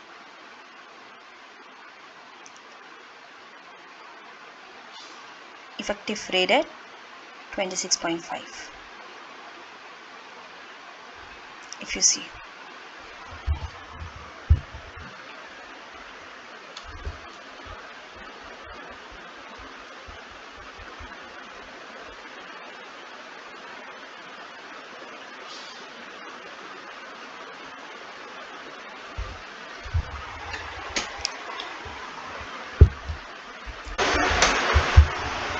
so here, as you can see, bench first will set off the desk limited's loss against bench. Bench is a part of a 75% group. So you can see bench is paying at marginal rate 26.5. Okay, and so because he's paying 26.5, you have to bring down the TTP to the lower limit. What is the lower limit? We have already calculated the lower limit. It is 8333. This is the lower limit. So if you bring the profit down to this level, you can bring down the corporation tax. Okay, so as you can see here, TTP has to be 833. That means the balance. So from 35,000, this has to be the balance that you have to set up. That means 35,000 is the TTP before loss relief for bench. If you deduct this, because your profit has, TTP has to be this much, it is 26667. This is the group relief you have to set off against bench, so that your TTP falls down to the lower limit. The moment it falls to lower limit, you don't have to pay the corporation tax at marginal rate. You don't have to pay 26.5.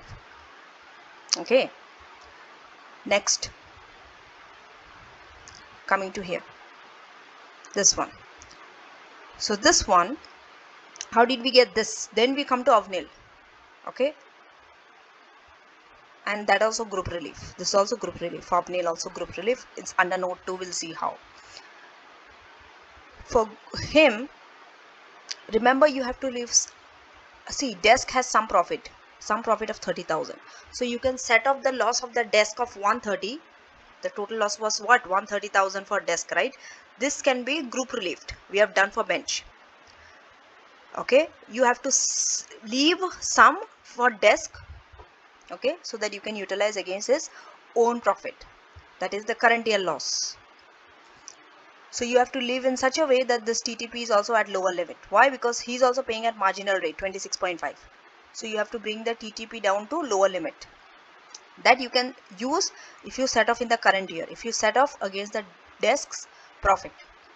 So some of the loss can be set off against the desk's own profit. So how much? It is the balance.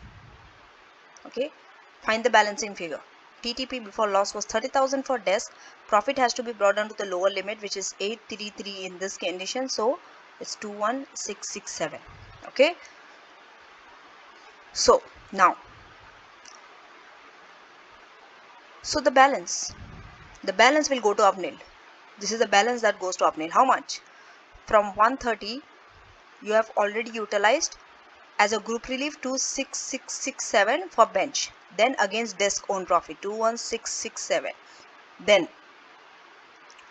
the balance that is left, that is 81666. This is the amount. That is the amount that you will be utilizing it against the AVNIL. You see, 8166666. Because he is paying at a corporation rate at 25. So for him, you don't have to do any planning. You can't reduce it. But for bench and for desk, you can do that because you are paying at marginal rate. You see here, you are paying at the marginal rate 26.5, 26.5. That's why we are bringing the profit down to the lower limit so that we can reduce the corporation tax to 25 from 26.5. Okay, we can bring down the corporation rate from 26.5. This is already 25. This you can't bring it down because if you see the profit is very high, very high. So no use of planning here. So the balance will go here, whatever the balance, and of course you will set sum against desk's own profit, and this is group relief. So now we'll go to note 2 and see this is your total loss that you are utilizing. First is 130, this is the loss memo. Then we are utilizing it against bench. Why? To save 26.5 tax. We are reducing profit to the lower limit, this one. Then we are surrounding the rest of nil, this one, the balance, and you are leaving this much to use against the desks so that you can bring down the profit to lower limit and save tax because both are paying at marginal. And finally this has to be 0. So your 130 loss is fully utilized. So here there's a note. The claim to set the trading loss against desk's own profit is on all or nothing and cannot be restricted. So in order to leave this much profit in desk, the group relief surrender should be made first, leaving this loss to set off against the desk. First you have to make the group relief, then you have to leave this much so that 21667 loss you can set off against the desk's profit and leave profit to 8333, which is the lower limit, and save tax. Okay, this looks a little bit tricky, but with practice this will come to you. It's a little bit lengthy question, okay, but try to do it on your own. Take your time and let's see where you are reaching.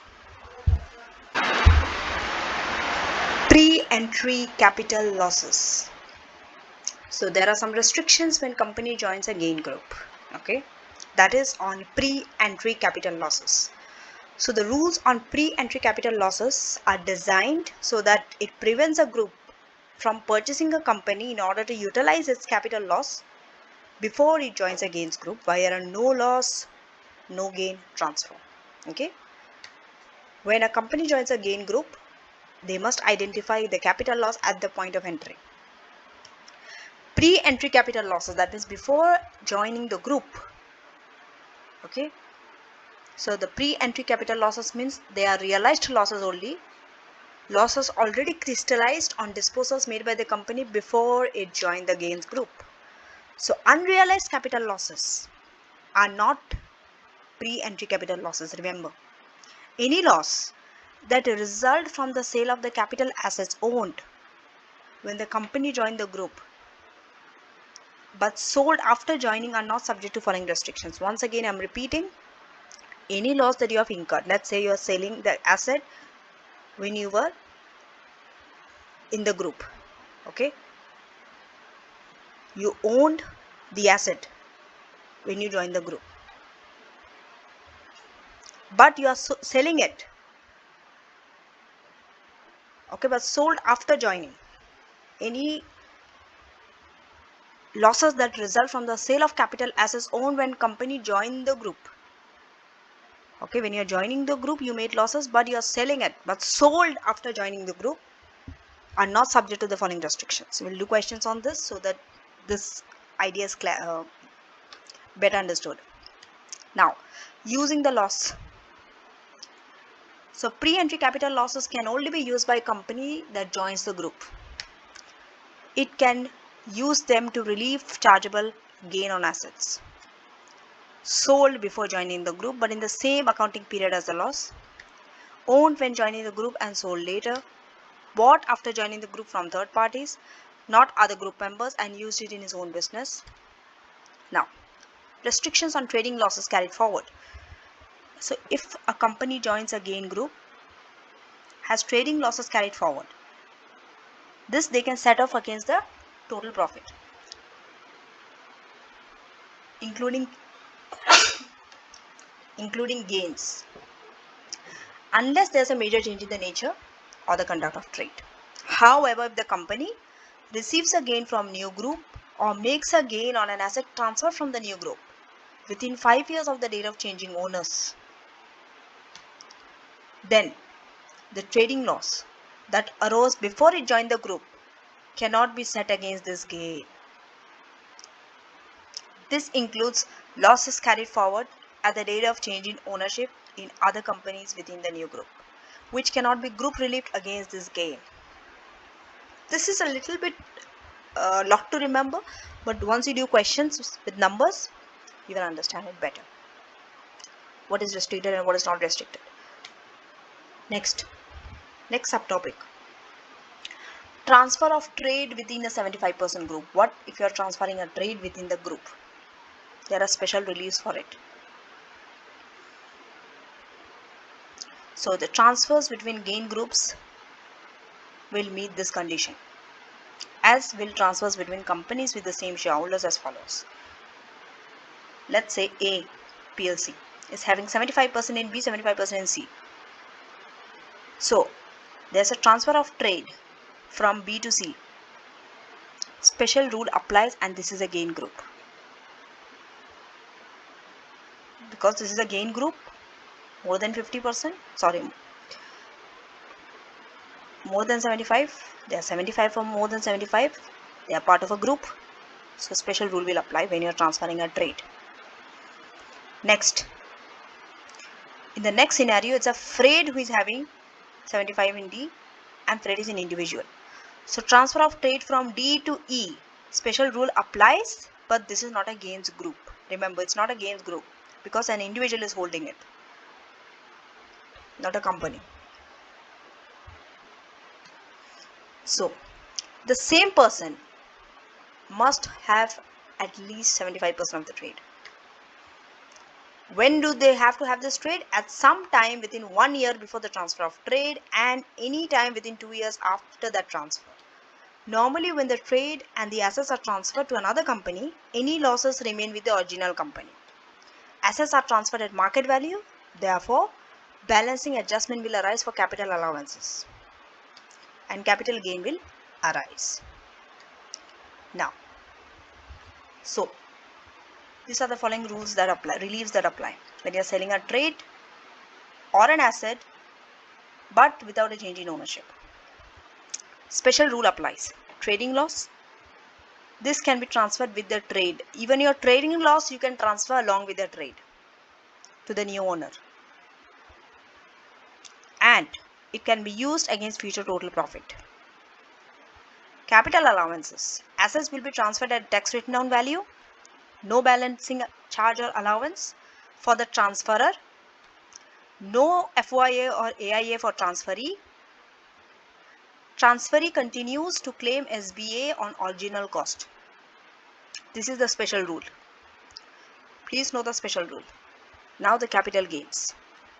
If it's a gain group, assets pass as no gain, no loss. If no gain group, capital gain or loss will arise when you're selling the asset. It's as simple as that. Next, what we know as hive down. What is hive down? If a company wishes to separate a particular business by transferring it to a newly created subsidiary, you are separating your business to a new company. It's known as hive down. You are hiving down. So, although the holding company of the new subsidiary will not have owned the shareholding in the new company for at least 12 months of the previous 6 years, the SSC will be available. See, when you're hiving down and it's new, obviously you will not hold it for at least 12 months, right? It will not be 1 year of the previous 6 years. For SSC, substantial shareholding exemption to apply, you have to hold the shares for at least 12 months out of the previous 6 years. But when you're hiving down, it's not possible. But still they are saying SSC will be available when you're selling the shares in the new subsidiary. Under what condition? As long as the assets that are owned by that new subsidiary has been used within the trade, carried on by a group for at least most recent 12 months. That means after hiving down, assets are still used in the new subsidiary within the trade for 12 months. And then the new subsidiary is selling that asset, SSC will be there. In such situations, tax relief will be available if relevant conditions are satisfied. Now, next subtopic, reconstructions and reorganizations. These are all new terms for ATX.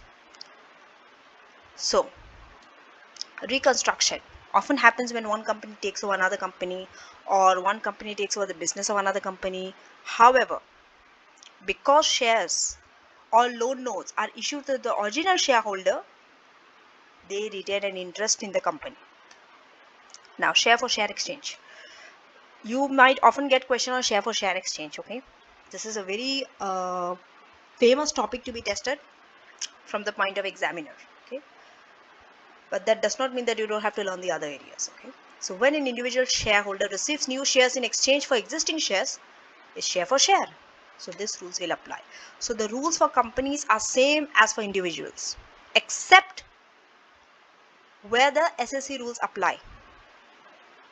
This you have to see whether SSC is available or not. If yes, no gain, no loss. And the base cost will be equal to the market value, base cost of the new shares. If SSC is not available, provided the conditions for share or share relief are satisfied, new shares take over the cost and the indexation position of the old shares. Whatever was the cost and the indexation of the old share will be now given to the new shares if SSC is not available. Now, sale of shares or assets. A group may choose to reorganize its business by selling its shares in a subsidiary, or simply by selling the trade and assets of a subsidiary to a third party. Okay, let's say company A selling its shares in company B, as opposed to company B selling its trade and assets, are summarized in the following tables. This table is very helpful. On one side we have shares, on one side we have trade and assets. So chargeable gain. When you are selling shares, gain or loss will arise. Okay. But there might be no gain or loss if SSC applies, if you are getting the exemption. Gain is exempt but loss is not allowable. Next, if you are selling an asset or a trade, again chargeable gain or allowable loss might arise. Let's say you are selling land or buildings or investment, but not cars. Okay, plant and machinery with value and cost less or equal to 6,000. Net current assets. Then remember, for trade and assets, rolled over relief may be available. Even if you are having a gain, on this gain relief is available. Then taxable trading profit or allowable trading expense on disposal of intangible assets.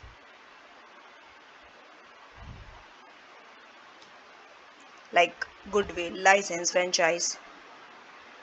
Okay, if it's a loss on disposal of goodwill, it will be non-trading debit. Keep goodwill and intangible asset aside, they are separate. Okay, goodwill is separate from intangible asset. They are same, but for the point of tax, keep them separate. The way of taxing them is different. Goodwill will fall under non-trading debit. Then we have intangible rolled over relief for intangible assets. Next, for if you are selling shares, associated companies, company leaving the group. So if a company is leaving the group, because when you are selling shares, what happens? That means some company are leaving the group. So what is the impact on the associated companies? Associated for whole of the accounting period when leaves the group, and associated with companies in the new group. When they are leaving the group, for that accounting period, whole accounting period, they will be associated. And they will be associated with companies in the new group. So this decrease in the number of associated companies in all group next accounting. In the next accounting period, current accounting period, even if you are leaving it in between the accounting period, still it will be taken as an associated company, even if you are leaving the group in between the year. But from the next accounting period, in your old group, associated company will reduce because you are selling shares. But if you are selling a trade and asset, company is not leaving the group. Okay, that means you are associated for the whole of the accounting period. But if the company sells its only trade, let's say you only have one trade and that only you are selling, what happens? Same like when you are selling shares. From the old group, in the next accounting period, associated company will reduce. Stamp duty. When you are selling shares, you have to pay 0.5%, whoever is purchasing their share. And when you are selling trade and asset, stamp duty, land tax. Whoever is purchasing the land and building has to pay it. Next, degrouping charge. When you are selling shares, when a company is leaving the group, degrouping charge arises.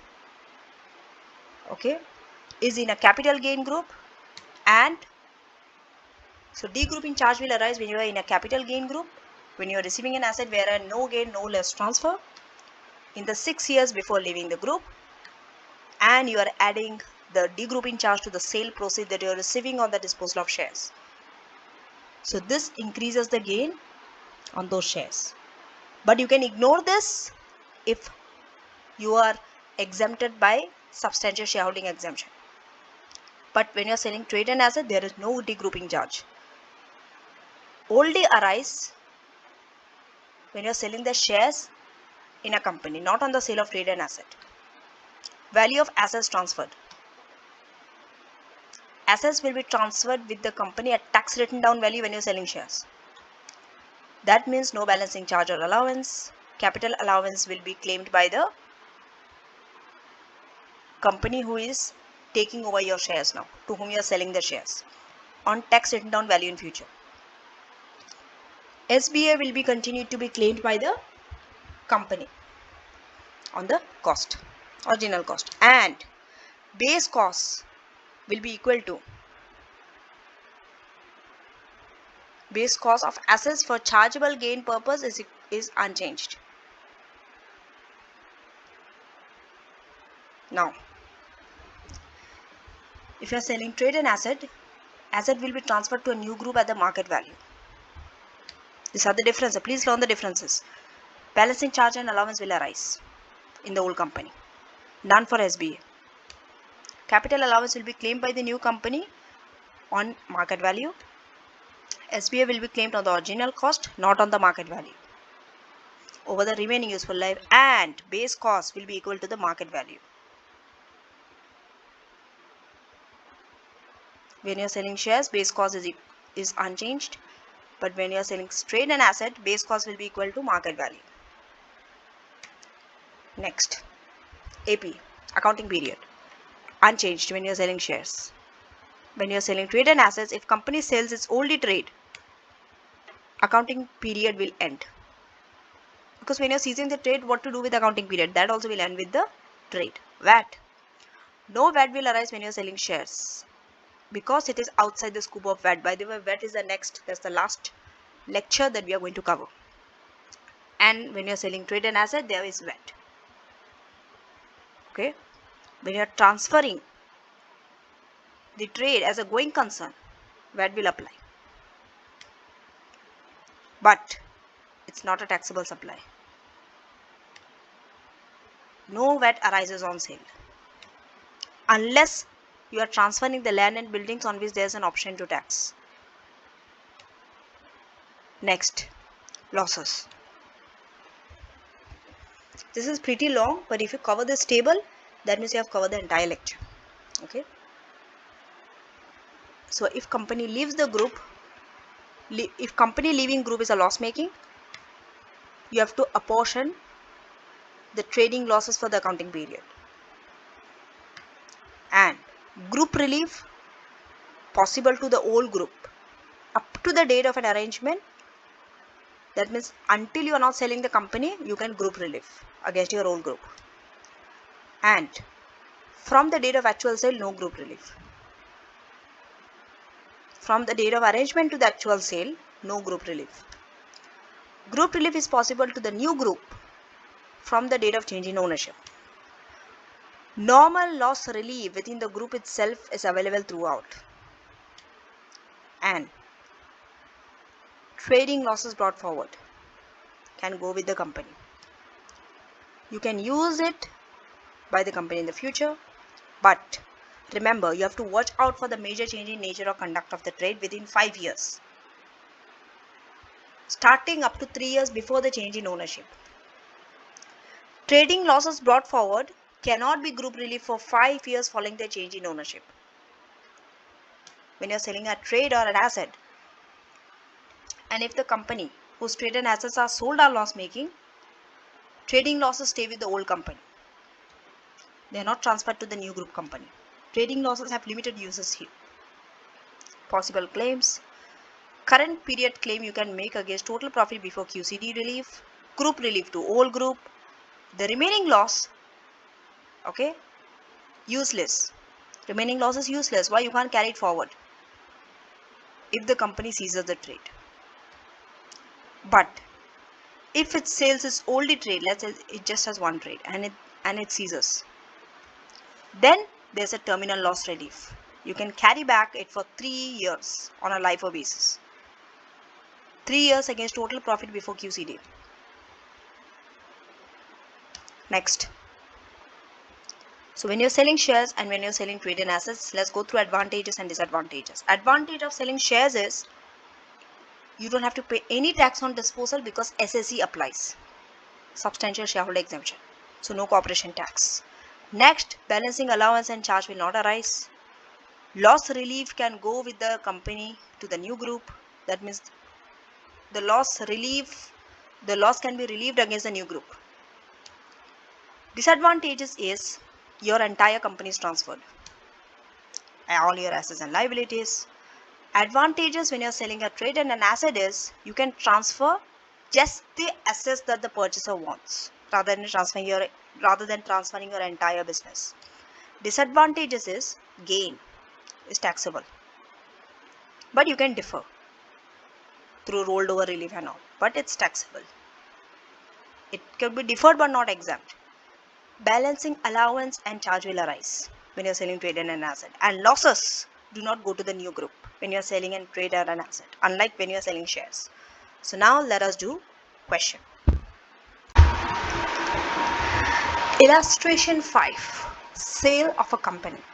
So this is the last question of this lecture,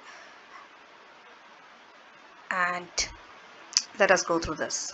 So set out the tax implications when you're selling shares and when you're selling trade and assets. That is the table that we have just gone through that you have to talk about. B. Explain the tax implications and benefits to a purchaser of transferring the trade and assets to X to a newly formed subsidiary, NewCo. This is an example of what hive-down, followed by the sale of NewCo to the purchaser. Now, so X has a 100% subsidiary in Y, and now Y wants to sell X. So they are considering either selling shares or trade and assets. Now, so these are the trading losses 225 and capital loss 50 brought forward from previous year. Now Y is confident X will be profitable again in future. So the main asset owned by X is a 10-year-old office purchased from Y for its market value of 160 on 1st June 2021. This market value, the dates when it was purchased are very important. Okay, office is currently worth 300. Original cost was 100. They are preparing the accounts to 31st December each year, and both companies are trading. Okay, so let's have the answers with me. Okay, it's a pretty lengthy answer. So when you are selling the share, impact on Y and X, the buyer and the purchaser, and ZPLC. There are 3 when you are selling the shares. So it's going to have an impact on 3 companies: X, Y, and Z. Okay, X, Y, Z. Y wants to sell X, that means the share. So they want to either sell the shares or trade in assets to Z PLC. First, let us see the implication on Y. See, this is sale of shares. Because the shares, there will be no gain. Okay, I'll highlight it for you. There will be no gain, as this will apply. SSC will apply. Why? See, you are having 100%. For SSC to apply, you should hold at least 10% for at least 12 months of the previous 6 years. So you have met the condition. And X Limited is also a trading. So 10%, 12 months out of previous 6 years and trading, SSC applies, no chargeable gain. That's the first thing you have to talk about. First paragraph. Okay, first paragraph is about no chargeable gain. Why? Because SSC applies. Why SSC applies? Conditions. So now I'll tell you how you have come to this answer. Writing answer anyone can do, copy paste or memorize the answer. That's not what is the aim of this channel. The aim of this channel is to also teach you how to arrive to that answer. What is the thought process? So the first, whenever it is shares, selling of shares, the first point you have to see is whether there is a gain or not. Mostly no chargeable, there is no chargeable gain.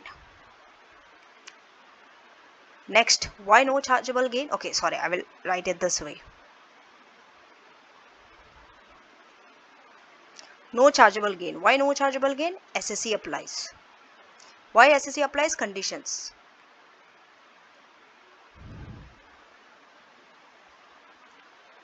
What are the three conditions? Trading. 12 months out of 6 years.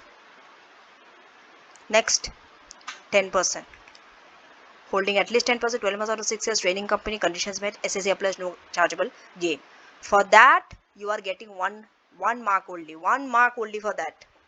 First paragraph. First paragraph, 1 point. You see, this is how you are getting marks. At least 3 to 4 marks you will get here. Next, because you are selling shares, what happens? Degrouping charge. Next, you have to talk about is what is degrouping charge. Next point is degrouping charge in the next paragraph. You will only talk about degrouping charge in that paragraph. You have to leave one line and talk in the next paragraph. Do not put all your answers in one paragraph. No. Each point in each paragraph. So first, see, did you see the pattern? Immediately they started writing the point. No chargeable gain. Degrouping charge, yes or no. Immediately in the first sentence, the opening of the paragraph, they are writing the main points. This is what you have to do. You should not decorate your answer and write it at the end, no chargeable gain. You will not get time for it in your exam. Write the most important thing, obvious answers in the first line, opening line of a paragraph, so that the moment I read the paragraph, the examiner reads the paragraph, they should be able to tell in that paragraph what is mentioned. So second paragraph, I clearly know it's about degrouping charge. Whether there will be a degrouping charge or there will not be a degrouping charge, one of it, right? So in this case, we are selling shares, means there will be a degrouping charge. There will be a degrouping charge. Why? So you have to answer that why now. That's why it's 3 lines. So you have to nicely explain like this. As X PLC will be leaving the Y PLC less than 6 years. Why degrouping charge? DC. I'm writing degrouping charge DC. Because leaving less than, okay, I'll highlight that also. So I don't have to write it here. I will highlight it. Leaving the group less than 6 years after the they receive the asset at no gain, no loss. But they are leaving the group within 6 years. That's why degrouping charge will arise. Okay, so after the no gain, no loss, transfer of the office building with the asset. That's why. So done. 2 points are over. 2 marks you have easily scored. Very important also in ATX is how to score the marks. Okay, knowledge part is okay. You can memorize the definition of degrouping charge. This is how you calculate. Calculation part is also okay. But how to get those marks, how to structure your answer, these are very important. I will definitely make a video where I'll be explaining you how to write questions. Maybe I'll do a revision kit questions or some past paper questions at the end of the ATX lectures. Now, so ignoring indexation allowance. Already the question itself told ignore indexation allowance. Okay, so and they have not given you, so don't worry. If there was any indexation allowance to be included, question will give you. You don't have to worry about it whether this will apply or not. Now, degrouping charge. So calculation of degrouping charge is the next paragraph. Because you told there's a degrouping charge, calculate. If there was no degrouping charge, don't calculate. Simple. Calculation of DC. So, what was the market value? And also write the dates, very important. On this date, this is the market value. On this date, this is the cost. Very important to write the date. Students often forget the date. You are very busy with numbers. Coming. Okay, so you need the market value and you need the cost to get the charge. Okay. What is the market value?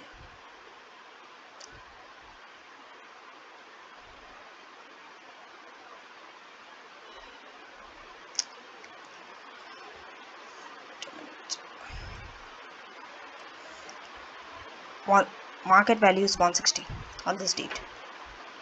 They purchased it from YPLC for its market value. Original cost was 100. You need this piece of information. So market value is 160, cost is 100, charge will be 60,000. Calculating the charge correctly, you will get 1 mark. In case you got the wrong number and corrected the degrouping charge incorrectly, still you will get some marks because you showed the working. That this minus this is the degrouping charge. Okay. Let's say with the cost you have deducted the current value, that is 300 minus 100. So even though the main answer is wrong, twice you will not be penalized. Okay, this is the third mark. Next, what do you do with the degrouping charge? You told there's a degrouping. See, you told no chargeable gain. You told there's a degrouping charge. You calculated the degrouping charge also. Don't leave it like that. You have to add it to the proceed when you're selling the shares. Whatever the proceed, add. If they have given you the proceed, write it and calculate. If they have not given you the proceed, do not worry, just say add it to the proceed. So this degrouping charge will be added to the proceed for the sale of shares by PLC and will be covered by SSE. See, because it is covered by SSE in the beginning, it will be covered by SSE later also. Okay, degrouping charge plus proceed will be covered by SSE. Fourth point. How beautifully they have written, right? Now you are in a better position. Same way you have to do for X Limited. So when you are selling the shares in X Limited for YPLC, X Limited. Coming to the X Limited.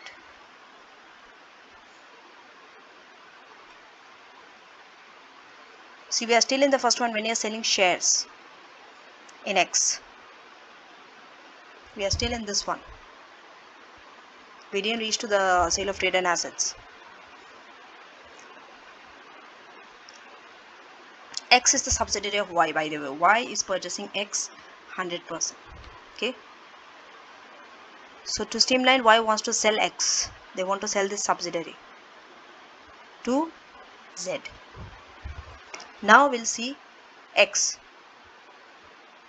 Y was selling. Now X. Impact of X. X, if you see, it's a lot. Okay, see, X is going to Z. X is going to whom? X is going to Z. Y is selling X to Z. So, because they are going, they will continue to trade. X will continue to trade. Because it will continue to trade. Okay, so, and will continue to carry its trading and capital losses forward. But one thing, you have to see whether owners are changed or not. If owner is changed, you have to write. If owner is not changed, you have to write that as well. Because for X, owner is changing. Before it was Y, now it is Z. You see? So here, X will change its owner. Okay? However, as X Limited will change its owners, and if there is a major change in the nature or conduct within 5 years, this time is very important. No more than 3 years before the change in ownership. Okay? Change in nature. See, with the change in owner, if there's a change in major trade also within 5 years. 3 years before the change in ownership, the trading losses will not be available to be set against the future profit after 1st April 2024. This you have to write. Okay, very important. So first is continue to trade. Next, change in owner. And what happens when major change in trade also, not be able to carry forward the trading loss. This you have to write. 1 mark, 2 mark. Third one, we'll talk about the capital losses. Trading losses, we have talked about trading losses. Now capital losses. Now you are going to a new owner. So pre-entry capital loss. These terms are very important. That's why we have covered these terms before coming to this question. So the capital losses will be pre-entry capital losses before you are joining the group, before you are joining with X. So this capital losses will only be available for use in X, and you cannot set off against the gain. Cannot be set against the gains from the sale of existing Z PLC or its group assets. You see, only against X. Can't use it against Z. So third is capital loss. Fourth, talk about plant and machinery that is remaining. Any plant and machinery will remain in X at its tax written down value. All this is from that table. And any capital allowance will be unaffected by change in ownership. Fourth point. Fifth point, find the base cost. Base cost will be 160 only, unaffected. That will be the market value only on this date. So the base cost of the office building within X is 160. Then SBA, you have to talk about capital allowance, tax written down value, SBA, all these things you have to talk about because trade is still continuing. There will not be any SBA implications given the age of the building. Next, remember, when they are leaving the group, in that year also, they will be an associated company. This term is also very important. They will still be an associated company of Y in the year ended 31st December 2024 because their year end is December. And they will be associated with Z and its associates, if any. And will also be associated with Z. Okay. So here we have talked a lot. Okay. See, he is the seller. YPLC is the seller. From the seller's point of view, it's about gain, degrouping charge. But for X, because with him still there is a trade. There are some capital losses. There are some plant and machinery. You have to talk about it. SBA, capital allowance, plant and machinery, associated company or not. You have to talk about all this. Coming to Z. Z is very small. Z is purchasing. See, Z is purchasing Y from X. Sorry, Z is purchasing X from Y. So because he's purchasing Y, he has to pay a stamp duty of 0.5. And this is shares, sale of shares. Buying shares. Z is buying shares in XPLC. So he has to pay stamp duty at 0.5. This is very important, you have to write. From Z is the buyer. So from the buyer's point of view, you have to talk about stamp duty. Because this is shares. Okay. As Z is purchasing an existing company. It's an existing company they are purchasing. It may be exposed to contingent liabilities arising from event taking place before 1st April 2024. This is something additional. Okay, but this is very important, stamp duty. In case you are not able to write this point, many of you might not think about this point, I know that. But stamp duty, definitely this has to come to your mind because they are purchasing. Next, when you are selling trade and assets.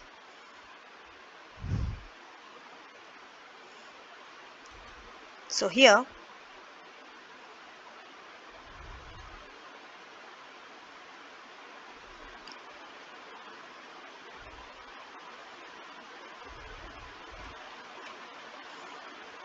when you are selling the trade and assets of X Limited.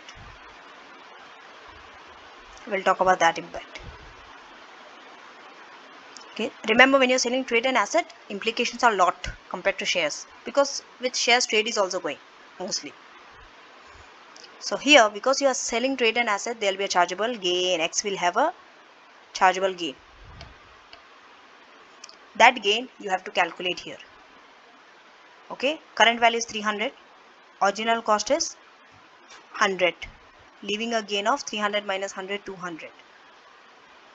You have to see the original cost of the group, it's 100 only.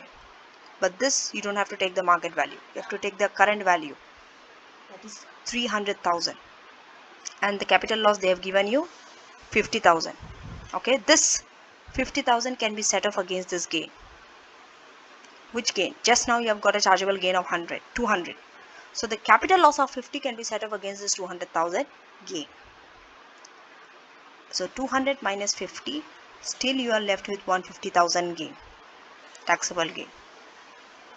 This taxable gain you can use to offset the brought forward trading loss. You see how one thing is impacting the other.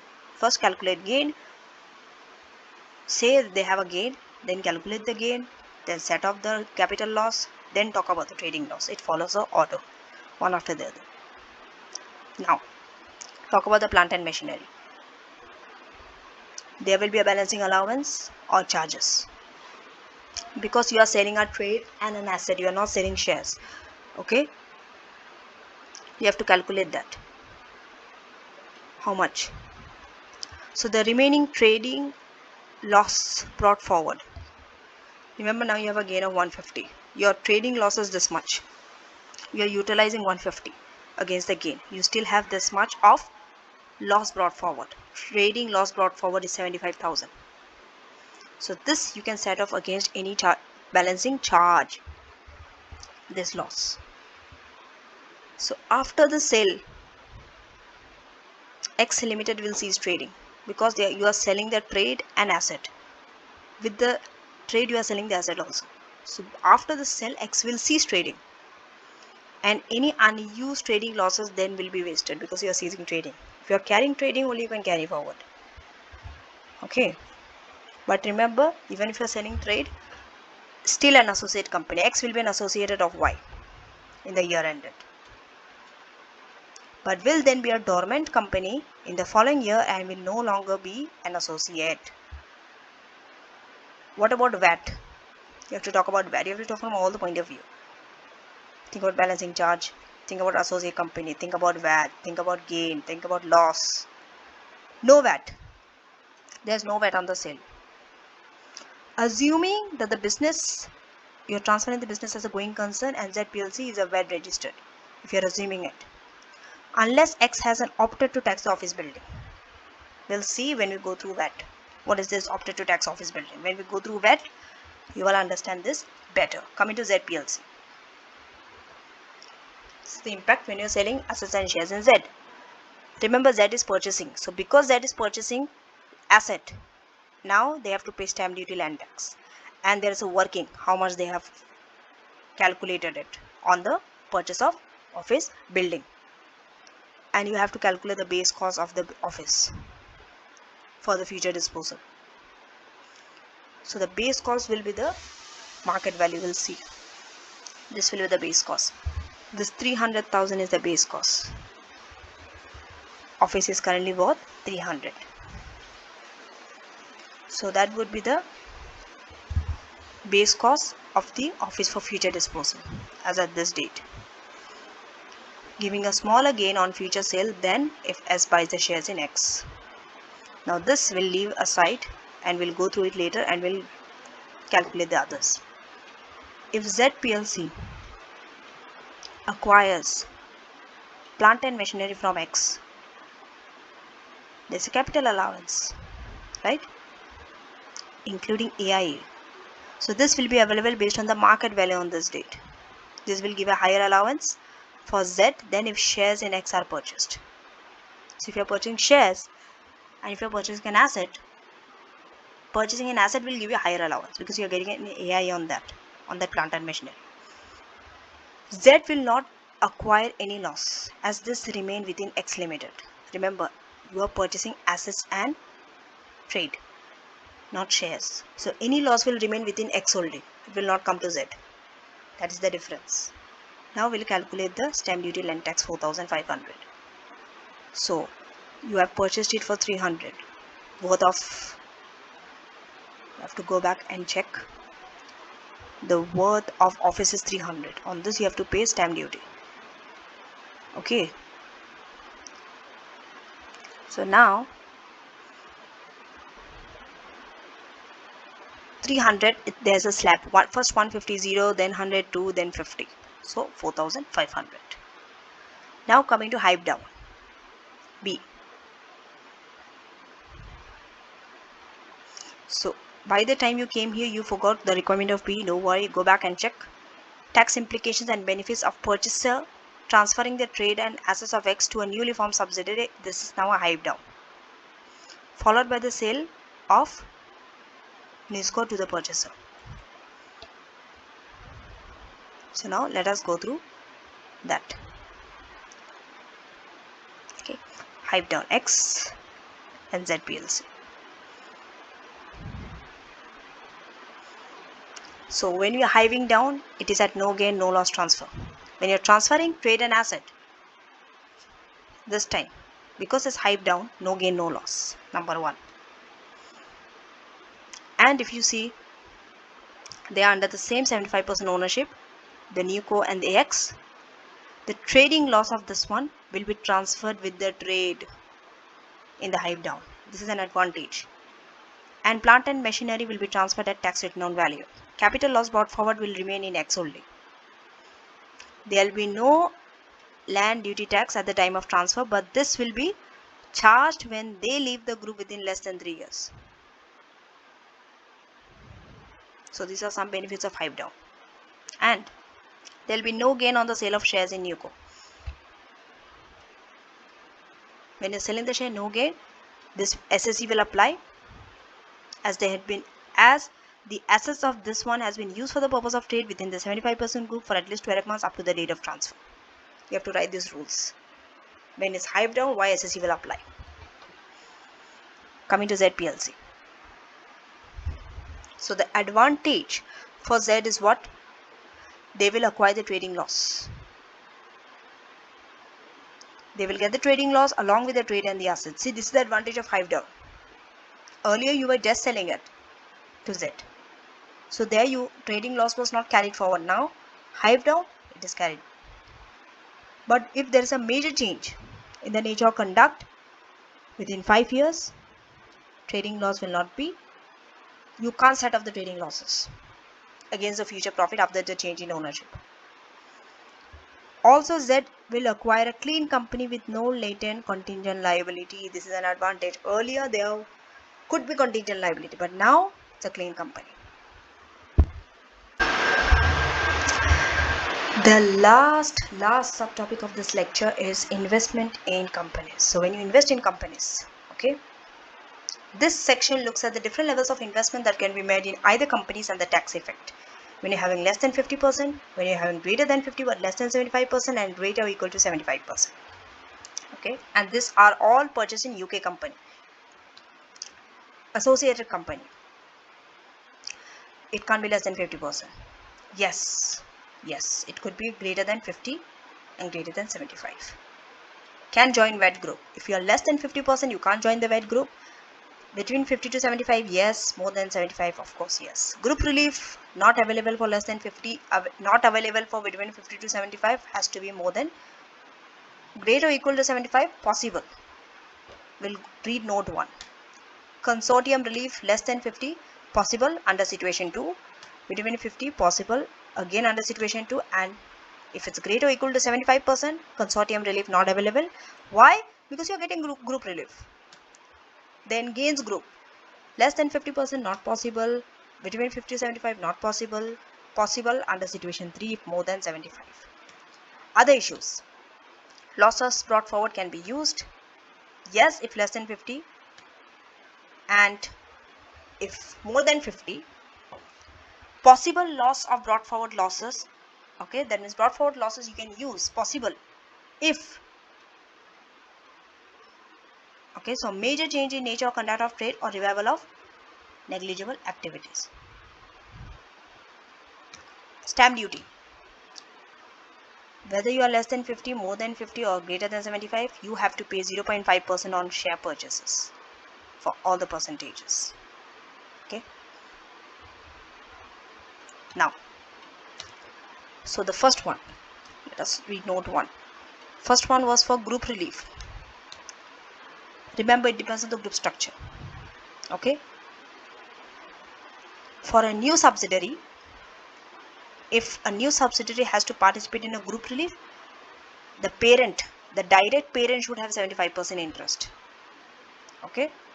And not only that, the effective 75% indirect subsidiary, that means indirectly also. Let's say A is buying B, B is buying C. A should have 75% in B.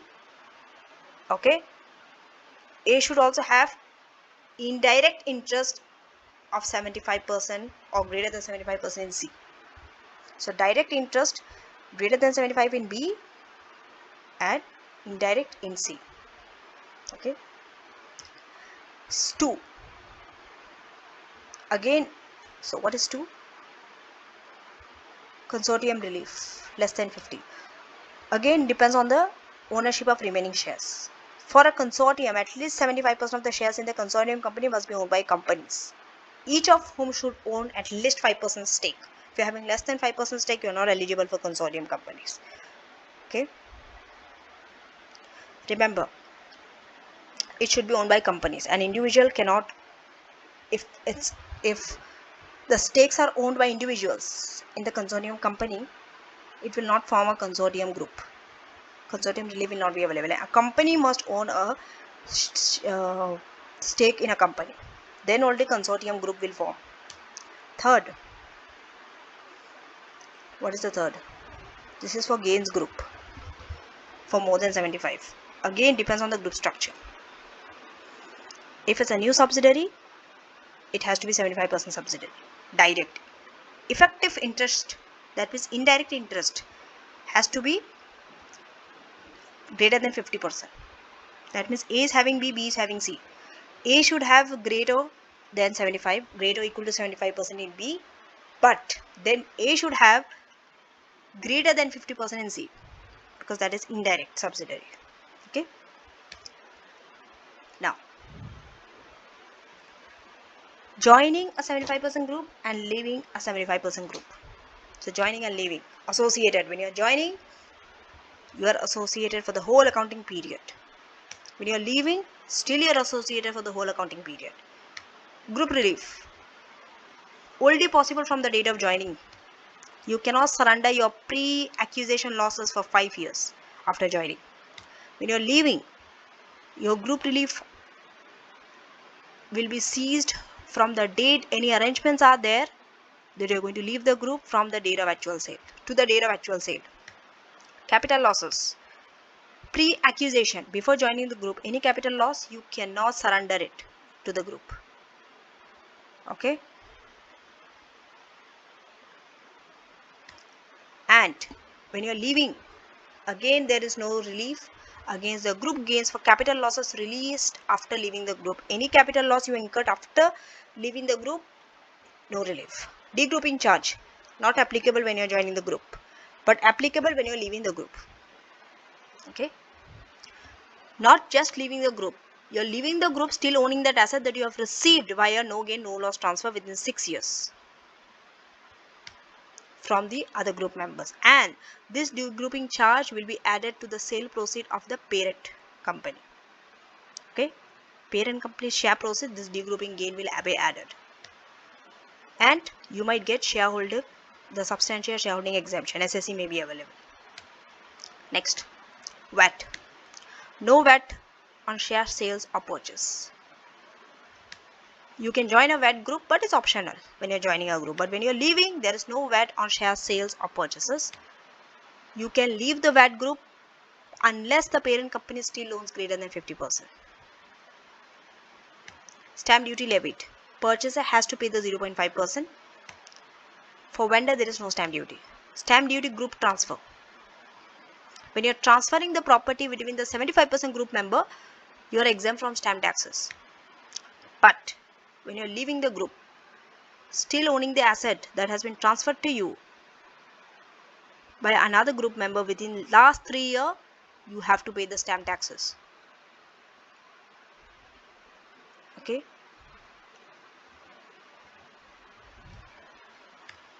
Now let us summarize the lecture. So first you have to identify the groups, get the group relief and capital gain groups. There are two.